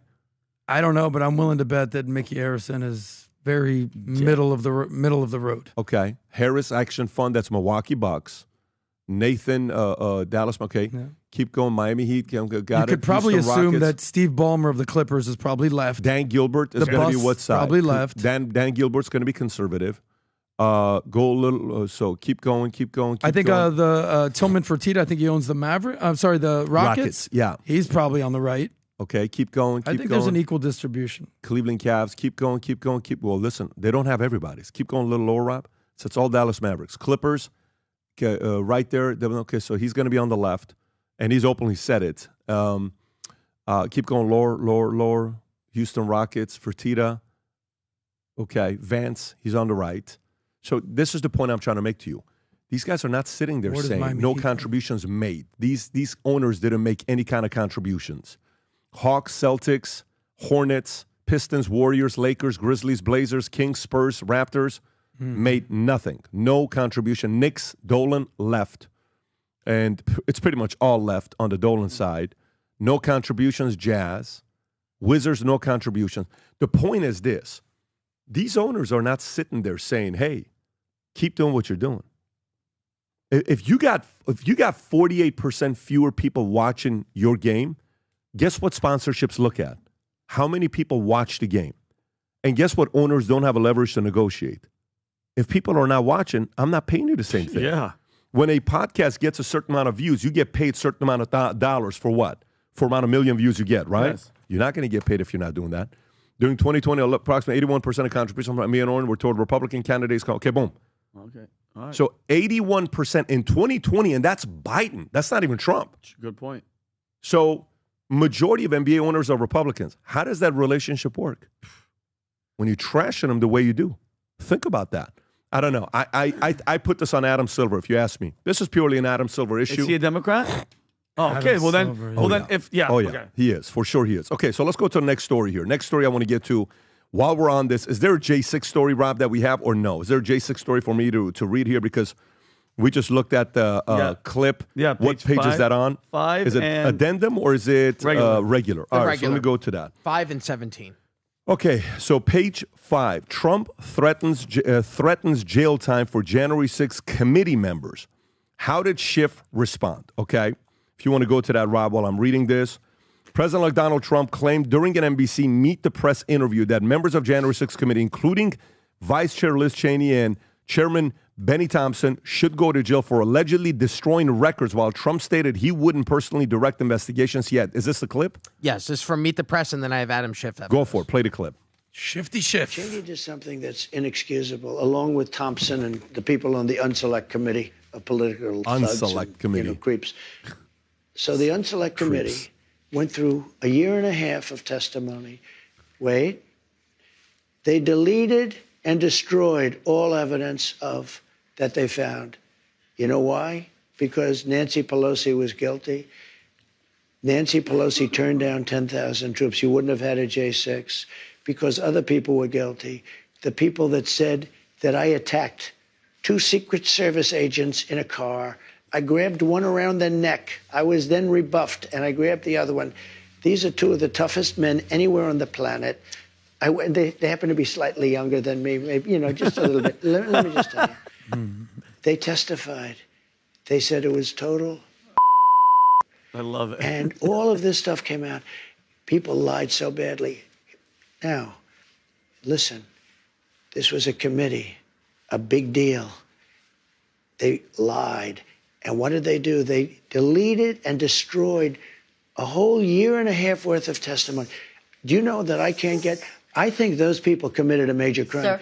And Cheney was behind it. Well, and so was Benny Thompson and everybody on that committee. For what they did, honestly, they should go to jail. Good. So you think Liz Cheney should go to jail? For what they did. Everyone on the committee, you think I think should everybody go to on jail. anybody that voted in favor. Are you going to direct your FBI director and your attorney general to send them to jail? I don't know. I think that they'll have to look at that. But Now I'm not go to gonna- Schiff's response, I'm gonna- Rob. Go to Schiff's response. Shifty Schiff. Watch this. On the day Donald Trump leaves office, the Justice Department may indict him. Very strongly in favor of indicting the president when he is out of office. I don't think the incoming president should be threatening his political opponents with jail time. That's not the kind of talk How we should hear embarrassing from Kevin a Spacey of president, freaking in a politics. democracy. How embarrassing is that? Tom, thoughts? Look, J6. J6. The left is in a major coping moment. You know that's my favorite word because I look at it and I say, what's going on under there? They're talking about J6. They're talking about this. Things have come out. 26 federal assets are there on the ground during the insurrection. Video that they've suppressed. Remember they suppressed 1,000 hours of surveillance video. And Mike Johnson started releasing it. Yeah. Remember that, Pat? Yeah. Now why? Now we see it. We see 5 cops waving their arms like this and doing like this. Come on in. Opening the doors like this and seeing orderly people going up and down the halls. All this stuff on J6. And then Trump comes out and says, look, if they're holding a committee, look, here's what would happen. If they, let's say a businessman is in his office and he hears, hey, you've got these government contracts, Vinny. You know those government contracts? Mm-hmm. Remember you were changing the pricing on that stuff? Yeah. Guess what? They've been calling us for 3 days and they want to come in and talk to our accountant. And apparently there's 5 guys coming tomorrow. And you start deleting records. You start going and finding anytime you've printed out the invoices, you delete those. You take a couple boxes home, you delete those, and you throw them in the recycle thing. They get picked up. You know what that's called? Obstruction of justice by frustrating an investigation by deleting or destroying evidence that you were ordered to preserve. Like Hillary with her. So this committee that's supposed to investigate this goes for a year and a half. I agree with Trump. The committee? I mean, they're talking about, remember they wanted Trump's notes and little papers? Mm-hmm. Oh, all those notes from the president have to go to the Library of Congress. Every last thing. Even if you wrote on a small piece of paper, listening to someone in a meeting, this guy is an unbelievable jerk. That little note, if I was president, goes to they take everything. And so a committee comes up here, they go a year and a half, and then they destroy the evidence, and now the stuff is coming out, and Trump says, I think they committed a big crime. He's right. You or me, ladies and gentlemen, we would be charged with obstruction of justice and frustrating an investigation by destruction or suppression of evidence that we have been ordered to preserve. This is a government committee, ladies and gentlemen, that gets to the end of it and said, you know what? We better not have any evidence come out about Pelosi in this. Oh, you mean the video from her niece in the car where she's admitting what she did? Mm-hmm. And so what Trump is saying, I think he's absolutely correct. And compare that to the J6 things on Adam Schiff. Adam Schiff should be embarrassed. What a duplicitous, two-faced, exposed. But guess what? The light of truth is exposing darkness. And all of us, including Stephen A. few minutes ago, are not liking what we see. And by the way, just so everybody understands that they had 26 confidential human sources that they dressed as MAGA supporters. Now, the IG report said what? That 13 entered restricted areas. They're not supposed to be there. And 4 actually went into the Capitol. All right? And who knows how many FBI agents that were actually undercover were there, because Christopher Wray, you can never get a straight answer from him. I'm happy he's resigning. But I want people to understand one thing, and I want you guys to know this too. They were not undercover agents, the 26, okay? They didn't collect a pension. They don't work technically for the FBI, all right? These are confidential human resources, okay? There's a difference. These guys are basically snitches. They've been caught doing something else, and the FBI says, hey, listen, you want to get 20 years? You want to go life? If you don't work for us, we're going to give you that sentence. So come work for us. So these guys are basically civilians going in there, agitating the crowd, throwing shit at police, starting the riot. And I believe, this is Vincent Oshana, that it was all on purpose. And then take into account, remember the chief of Capitol Police, Stephen Son? He repeated, he was on trial. They fired him. Nancy Pelosi, right? She's the one that fired him? That he requested National Guard assistance, and it was delayed by Nancy Pelosi's office, leaving the Capitol with no reinforcements. He also, the potential violence that they knew, they had warnings for weeks that was going to be violent, ignored, okay? So all of this, all of it, and that's why Christopher Wray is stepping down, it was all, to me, my opinion, set up to make him look like this insurrection. Nobody died. The only person that died was Ashley Babbitt, a United States Air Force veteran who was shot by Michael Byrd, I think, who's had a history of crazy stuff. So I think it's day one. I hope day one he pardons all the people. But mind you, If you were a civilian and you were punching cops and stuff, okay, you deserve to be in jail. But what about the grandmothers that were there waving flags and they're doing years in prison? I think it's absolutely ridiculous. You just mentioned pardon. I want to see if Adam Schiff or Nancy Pelosi end up on the Biden list. For sure. But here's the thing, though. You have to be convicted of a crime. What have they been convicted of? No, you don't. Hunter wasn't convicted. Hunter's in the middle. Hunter was convicted of certain things, but over those 10 years that he was at the pardon covers 10 years, not a specific crime. That was the issue with Hunter Biden. And so why didn't you just say, hey, the gun charge and the tax thing, and we'll just pardon you for that. No, he pardoned Hunter for anything he could have done, including farting in church over a 10-year period. What? Yeah, and you know what, Tom? You know me, because I've been critical of Hunter this entire time, and I would talk crap. I'd be like, bro, Hunter, like, why does he keep doing this? Why does he keep breaking the law? Why does he, you know what? If you knew that you were untouchable. Allegedly. Why does he keep allegedly breaking laws, international laws? Yeah, well, think about it. Recording all the stuff that's on the laptop, everything that he's alleged to have done. Why wouldn't you? If you are allegedly a degenerate, crack-smoking guy that sleeps with your brother and does all these nefarious things, why wouldn't you? On video. Yeah. And then why wouldn't you? If you knew you had a freaking get-out-of-jail-free card pass from your dad, now it all makes sense. I would be that guy too. If I was a degenerate and I was him, why wouldn't you do it? Well, to be fair, 10 years ago when it started, and when the 10% for the big guy, which allegedly meant that there was some sort of a payment going to Biden. Biden wasn't president. Biden didn't have the power. So you could say that Hunter appears to be a horribly troubled person. That's very objective. And over the course of time, all these things happen. Now he is damn lucky that his father is the president and can give him this pardon. Otherwise, with his dad leaving office, he'd spent a lot of time with, sitting in front of a judge. But think about it. Obama was in for 8 years. So from then, he knew his dad had the connection to help him out. So this goes back a long time. I get the 2014 thing, but he's been that guy for a long time because he knows he's protected, period. That guy, he's not a good dude, bro. Well, look, Tom, I'm going to do you a favor right now. I'm going to pardon you if you've ever farted in church, okay? Yeah. Especially if that's something that you're concerned about that Hunter did. That's a big deal. Yeah. But it was metaphorical for anything, right? No, I'm with you, Tom. Chewing gum in class. I want to make sure you're okay. Adam thought you were fine. Yeah. Okay, good. I'm glad we're here. But they say the tapes don't lie. Adam Schiff, that tape of him basically. Are you kidding me? So the double standard here is sort of ridiculous.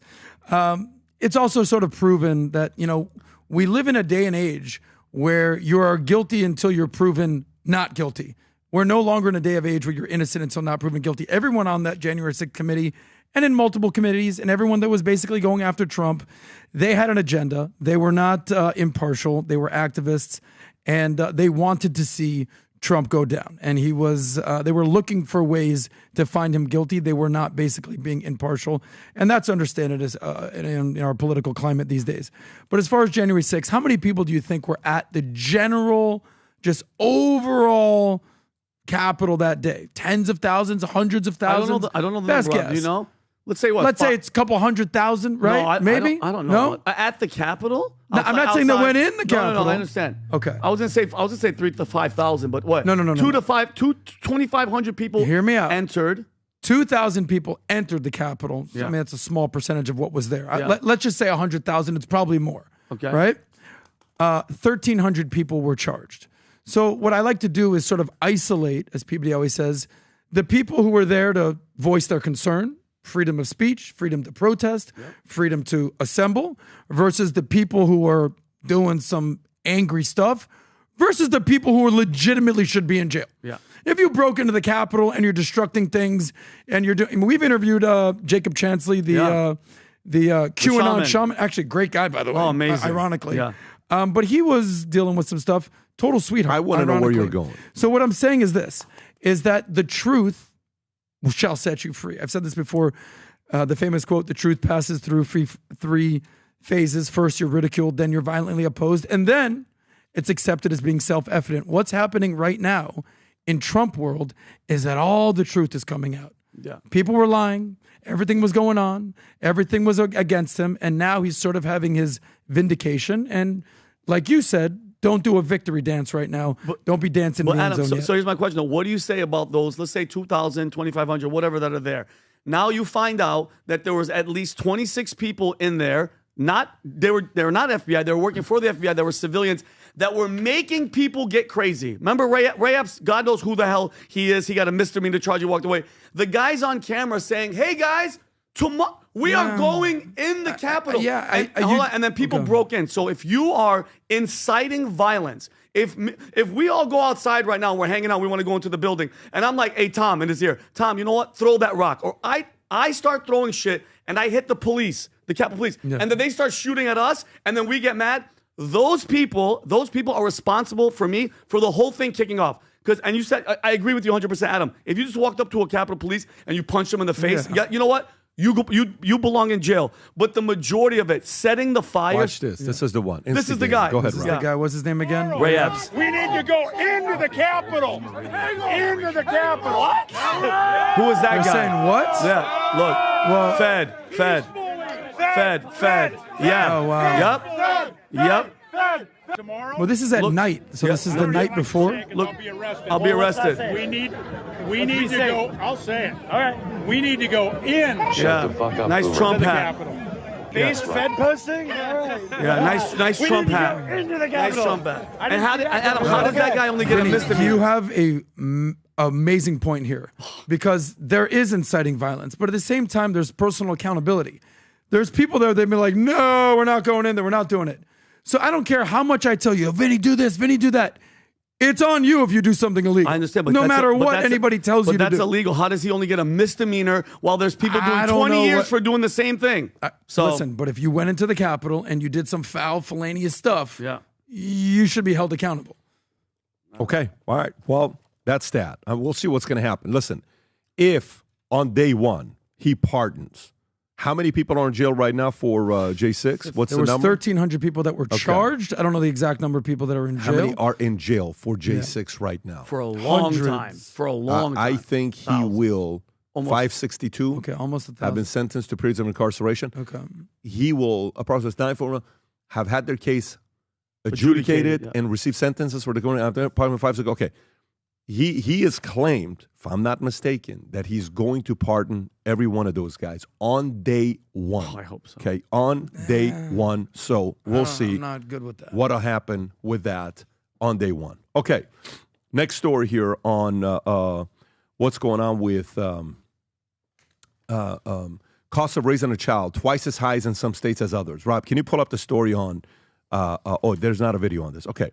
So the annual cost of raising a child varies widely across the U.S., with Massachusetts being the most expensive, $35,841 per year per child. Damn. You have 3 kids. It costs you $100,000 a year just to raise a kid. This is after-tax money. Jeez. That's after-tax money. That means you got to make $200,000, pay half in taxes to be able to afford to raise 3 kids. Largely by child care costs of $21,000. In contrast, in Mississippi, it's $16,000, significantly lower cost of child care, $4,700. The lifetime cost of raising a child between the two states is a staggering difference of $439,000. Okay. Additional housing expenses for raising a child are the highest in Hawaii, $6,188, California, $5,573, while food and medical costs remains other significant contributors across states. For instance, in Hawaii, food costs $2,481 annually, while New York records medical costs at $2,442. Child care alone exceeds $15,000 in annual states in Hawaii, $19,592, Connecticut, $19,554, and creating a stark contrast to states like Arkansas, that's only $7,300, and Louisiana, $7,800, where the total annual cost remains under $18,000. Tom, when you see a number like this, okay, how many different states have you lived in for more than a year, you personally? With kids, 3 of them, California, Texas, and Florida. No kids. Oh, without kids, I also, no, as an adult, those are the 3 states I've lived in. Right. Okay. So California, Florida, and Texas, right? If you're a family that is looking at numbers like this, you're in places like New York, California, Boston, you want a fighting chance. What do you do if you want to have kids and at the same time you see what's going on with the cost of living? Well, it's kind of the decision I made. Kim and I, we had kids later, as everybody knows. We're blessed later, but then we start looking around at schools. So we're paying taxes in California, and we're looking at the schools, and we're looking at the expense. Now, we were blessed with some capabilities, but we used to talk about it because Kim's a school teacher, that she would see the frustration in the faces of parents of kids that would come in. And not kids misbehaving. These are kids coming in with their parents on back to school night, and their parents are coming in asking, hey, you know, what can we do? What about what books should we be reading over the summer? What could we be doing enrichment? And you look at the cost of it and you say to yourself, this is crazy. And you can't even think about like private school, even an inexpensive parochial private school or something. And so you look at the other states and you look at the cost, you look at the tax, and you say, if I'm going to have a fighting chance to raise this kid and give the kid enrichment activities and things like that, because we're thinking about, you know, how do you just buy cleats and shin guards to go play soccer and pay for soccer leagues, you know, in California where it's so expensive and things. You know what? You look at other states and you think about moving, and you think about going to states that are going to give you the ability to have a better lifestyle and to be afford to raise your kids. And the other side of it is, isn't it interesting?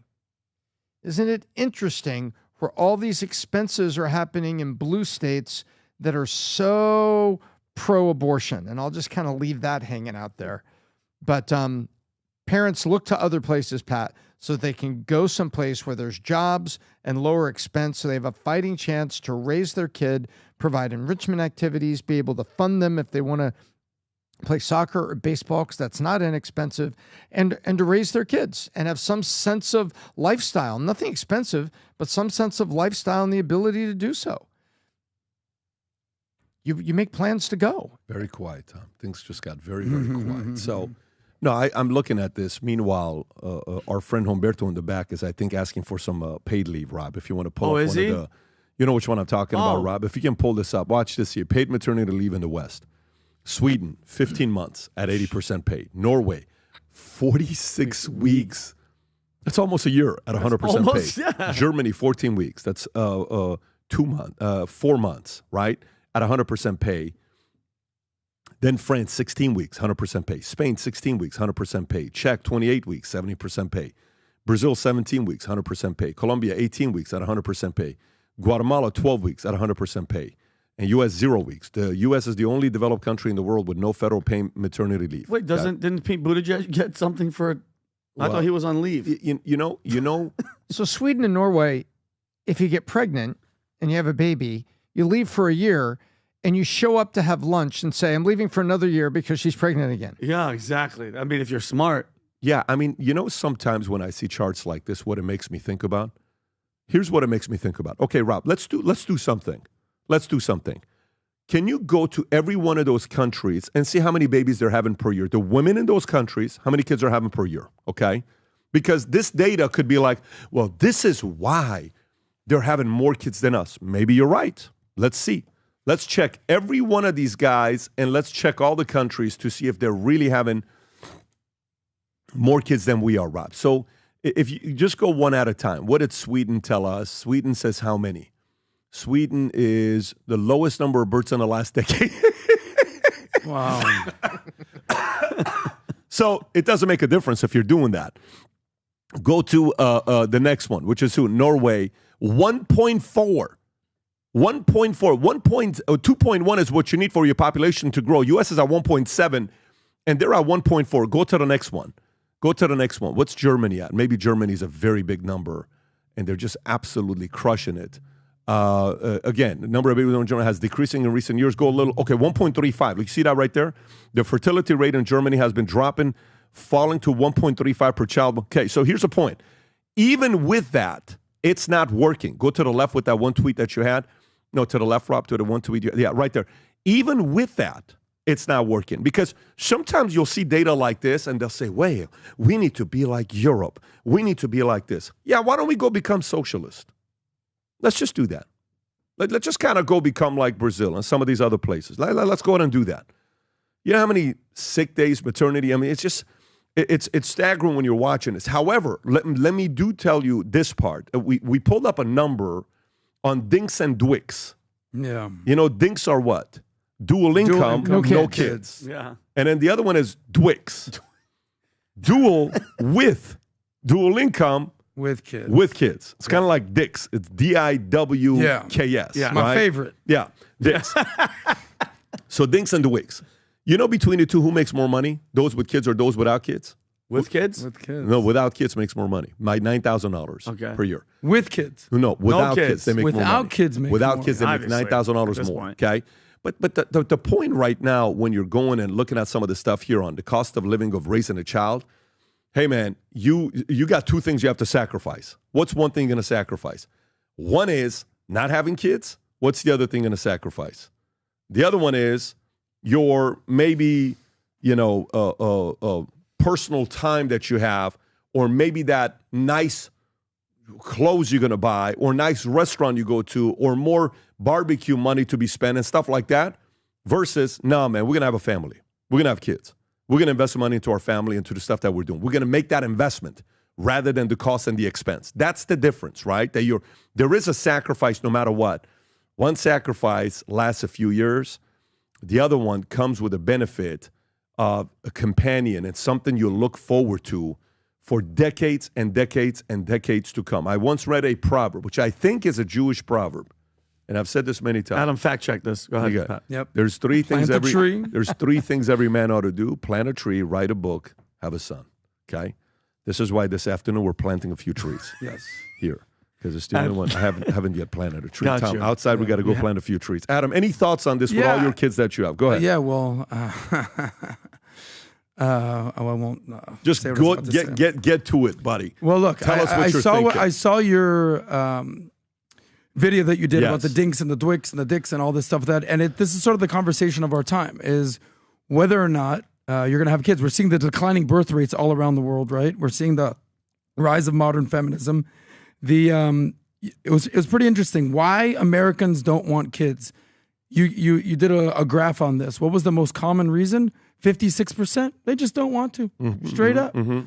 So I want to understand why. 19% medical reasons, only 17% financial reasons. I say save that money. So the cost of having kids is ridiculous. It's getting more expensive. It used to be from 0 to 18, $250,000 is what it would cost you. Now it's going to be what? Almost $500,000, depending on what state you live. So there's things that the government should be doing to incentivizing people to have more kids, the child tax credit, paid family leave. Shout out to Pete Buttigieg. But when it comes to having kids, there's three options. You can either start earlier, right, in your 20s or even your 30s. You can do later in your 30s or even in your 40s, or just not at all, straight up. So I've elected to do option number 2.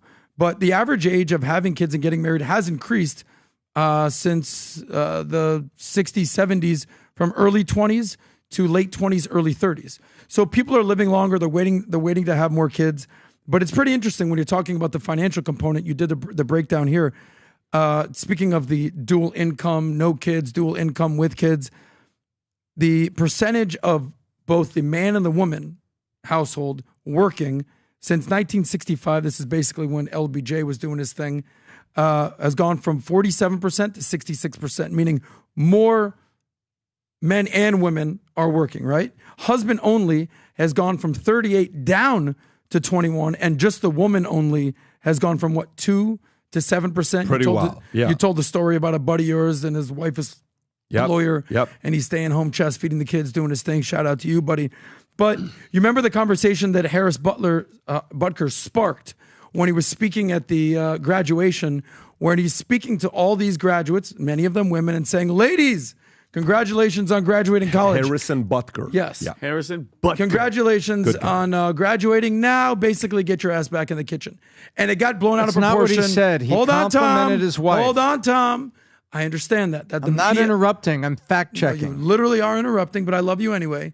It's all good. The media blew it out of proportion, saying that he was a misogynist, saying that he's a chauvinist. But in reality, he said, my wife couldn't be any happier. And that's the reality is these days, is that women are going to wake up one day. They're going to be 38, 42 years old. They're going to be childless cat ladies.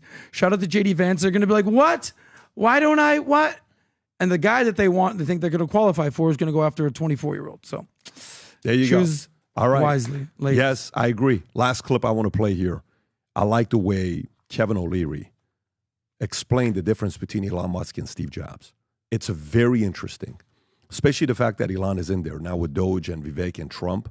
I just want you to hear this because Kevin has a very unique way of breaking things down in a simple way. Rob, go ahead and play this clip. And there are different kind of people in life that I've learned in investing in many managers and entrepreneurs and working for some of them. And I would say there's the idea of signal and noise. And so if you think, I worked for Steve Jobs, not a very nice guy, but he was 90% signal during the day and 10% noise. Noise being distractions that he would agree to be distracted by during the working day. And his working day was 20 hours. Wow. And he wasn't that social a guy. And look what he achieved. Now, Elon Musk, I know with certainty, is 100% signal. I've never met a man like that, and look what he's achieved. It's unprecedented, and he would be a profound force if set free to go work on government to find inefficiencies, and I'd like to see that happen. But he's, got social issues around being 100% signal. But do I think he should be involved with Trump? Does it make Trump a better administrator? Does it make his administration more powerful? 100%. We don't know how much Elon will be engaged, but you can't deny what this man's achieved. There's never been an entrepreneur like him. I say release the hounds. Release them onto the hill and let's see what happens. Oh, I love that. Tom. Mr. Wonderful, I love that. And I completely agree with it. I've never met Elon, but I'll tell you, everything you see, he's so true. Signal to noise ratio, go look that up, folks. It is such an important concept. And it's really revolves around the word focus and filter. What can you focus on and what do you filter out? And that's the whole concept of signal and noise. And I love what he's saying because I think he's absolutely correct. So does it make it better? It does make it better. And I like to listen to the people that don't like it. I don't listen to them as in listen and take their advice, but I enjoy listening to them. A certain bald CNN commentator was saying, and now he's recruited the wealthiest man in the history of the world to be his buddy, and he's out here. He's smarter than the rest of us. So when I hear people saying things like that, they say, wow, Mr. Jones doesn't like the fact that Elon and Trump are friends. I like it even more. That makes me like it even more. It ratifies what I was thinking from my perspective, because remember, don't just look at the people that agree with you. You know what I mean, Vinny? Listen to some of the people that aren't agreeing with you. Can you break down to the average person signal versus noise? Like signal is you're paying attention to what's going to grow the company, the stuff that you should actually look at. Noise is just a bunch of gibberish and noise that's being made, and you're not getting distracted by the noise. Yeah, noise is natural. Noise is natural. It is distractions at your desk. It is people with different opinions. It is I'll give you a great example, folks. Signal to noise ratio. 10 of you are sitting there around Thanksgiving. You got your sister in town, her kids, your husband, her husband, everybody's around, okay? And you're trying to decide what movie to watch. And the moms think they should go to this movie that's pretty wholesome, doesn't have any cursing and swearing in it, probably good for the kids. And everybody's got a bunch of different opinions. The moms, it turns out, are right. That's signal. All the kids want to go, let's go see Moana 2. We saw that last week. Let's see it again. That's noise. That's the distraction.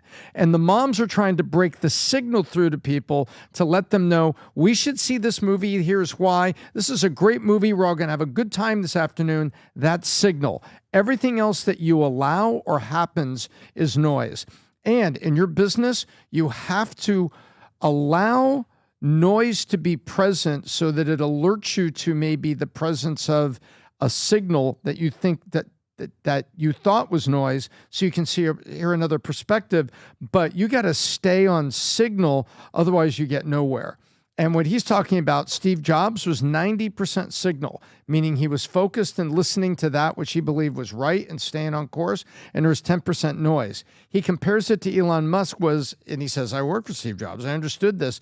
Elon Musk is 100% signal, meaning so hyper-focused. And by the way, here's what Van Jones said about Trump, Rob, if you want to play this clip. Here's conversations about Van Jones finally saying Trump is smarter than all of us. Go ahead, Rob.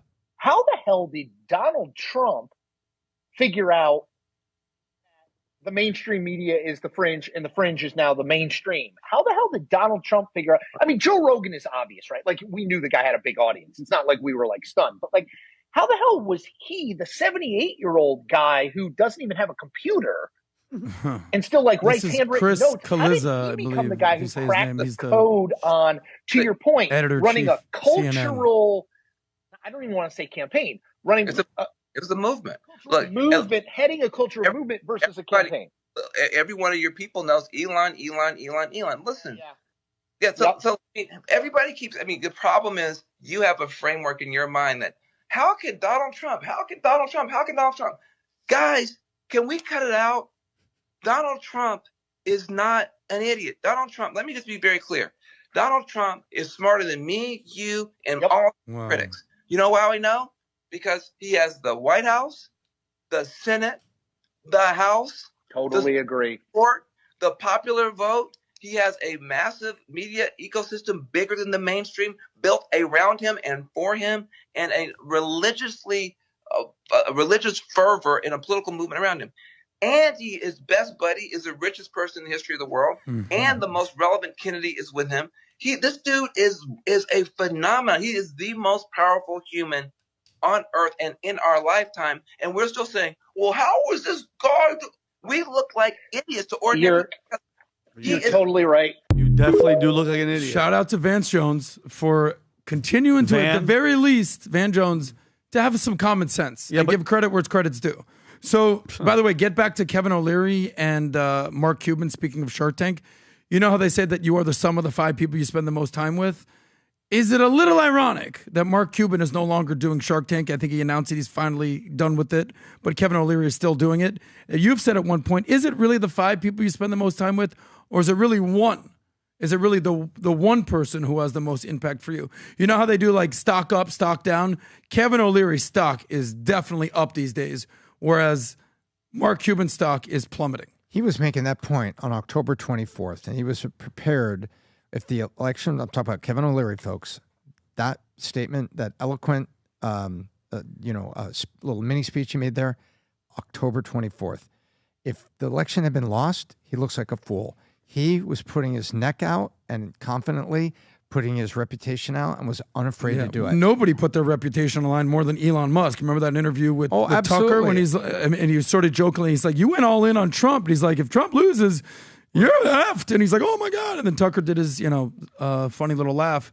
But the clip was Kevin. Risk and reward. He risked it for the biscuit. And he won. All right, let's go through this. By the way, Justin Trudeau, governor, rumors were spreading yesterday that he may be stepping down and resigning. So there's 2 clips up here, Rob. If you can play the other one where he's in the House. I don't know if you have the one. No, it's not this one. But go ahead and play this clip. This will tell us a little bit, and then I'll send you the other clip. Go for it. Mr. Trudeau is being held in office by one man, Jagmeet Singh. A 5th of Liberal MPs have written a letter for him to resign. His deputy prime minister has walked out on him. His housing minister has quit. That on top of numerous other female ministers who stormed out after his appalling mistreatment and abuse and dishonesty towards them. 80% of Canadians have lost confidence in this prime minister. So why is Jagmeet Singh making the entire country wait for him to get his pension? That is the question today. There you go. And by the way, the other clip he's talking about the fellow is this guy, right? That's keeping him in? Yes. Go for it. Go ahead, Rob. Today I'm calling on Justin Trudeau to resign. He has to go. Oh, wow. Right now, Canadians are struggling with the cost of living. I hear it everywhere I go. People cannot find a home that they can afford. They can't buy their groceries. And on top of that, we have Trump threatening tariffs of 25%, which put hundreds and thousands of Canadian jobs at risk. And instead of focusing on these issues, Justin Trudeau and the Liberals are focused on themselves. They're fighting themselves instead of fighting for Canadians. And for that reason, today I'm calling on Justin Trudeau to resign. He has to go. Tom. So I'll give Americans a quick little history lesson. 2020, we know what happened in our election over here. Biden defeated Trump narrowly amidst COVID and all the stuff that was going on. In 2021, Justin Trudeau won 39% Liberal, 36% Conservative. Now, remember, Canadians, if you go up there, you'll see orange signs, white signs, green signs, blue signs.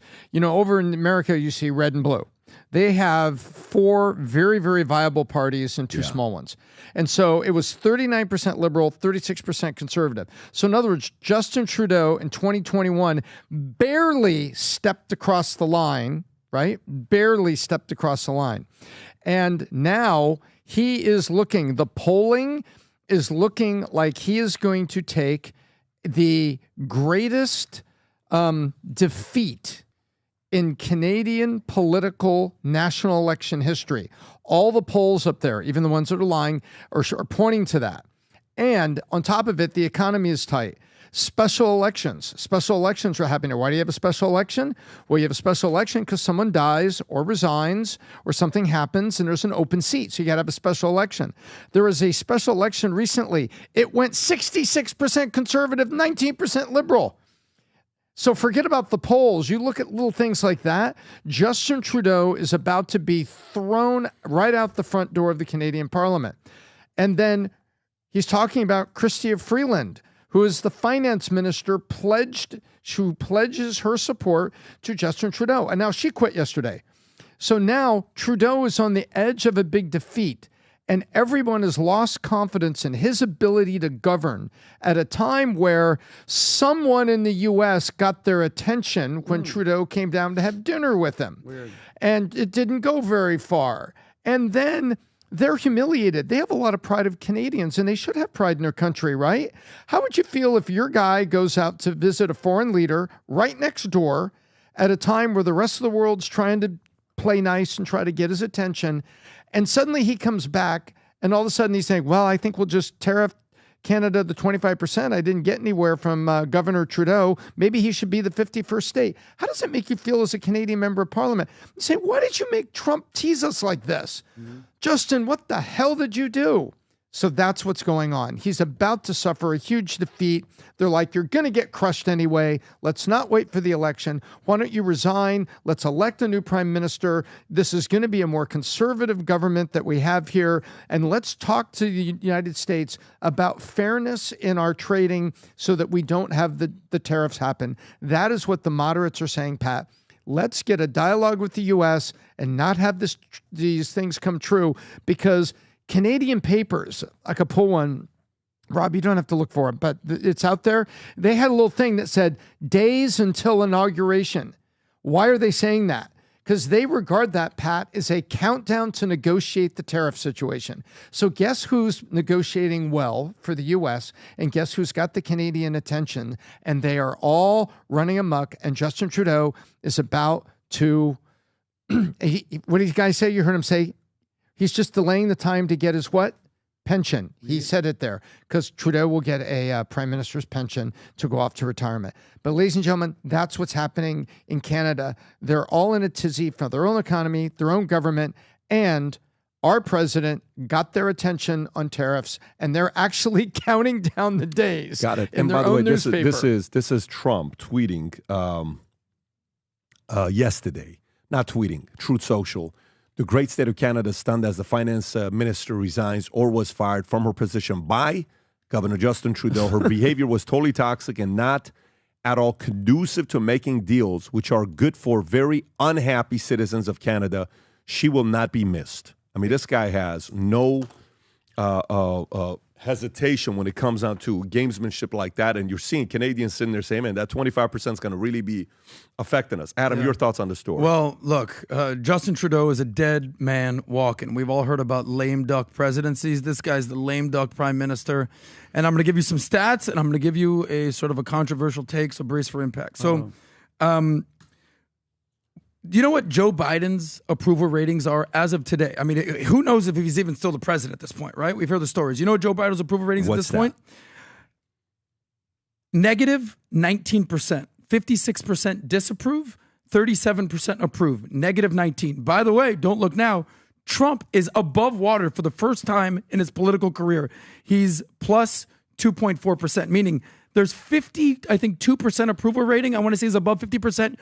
Justin Trudeau, compare him to Joe Biden, minus 34%.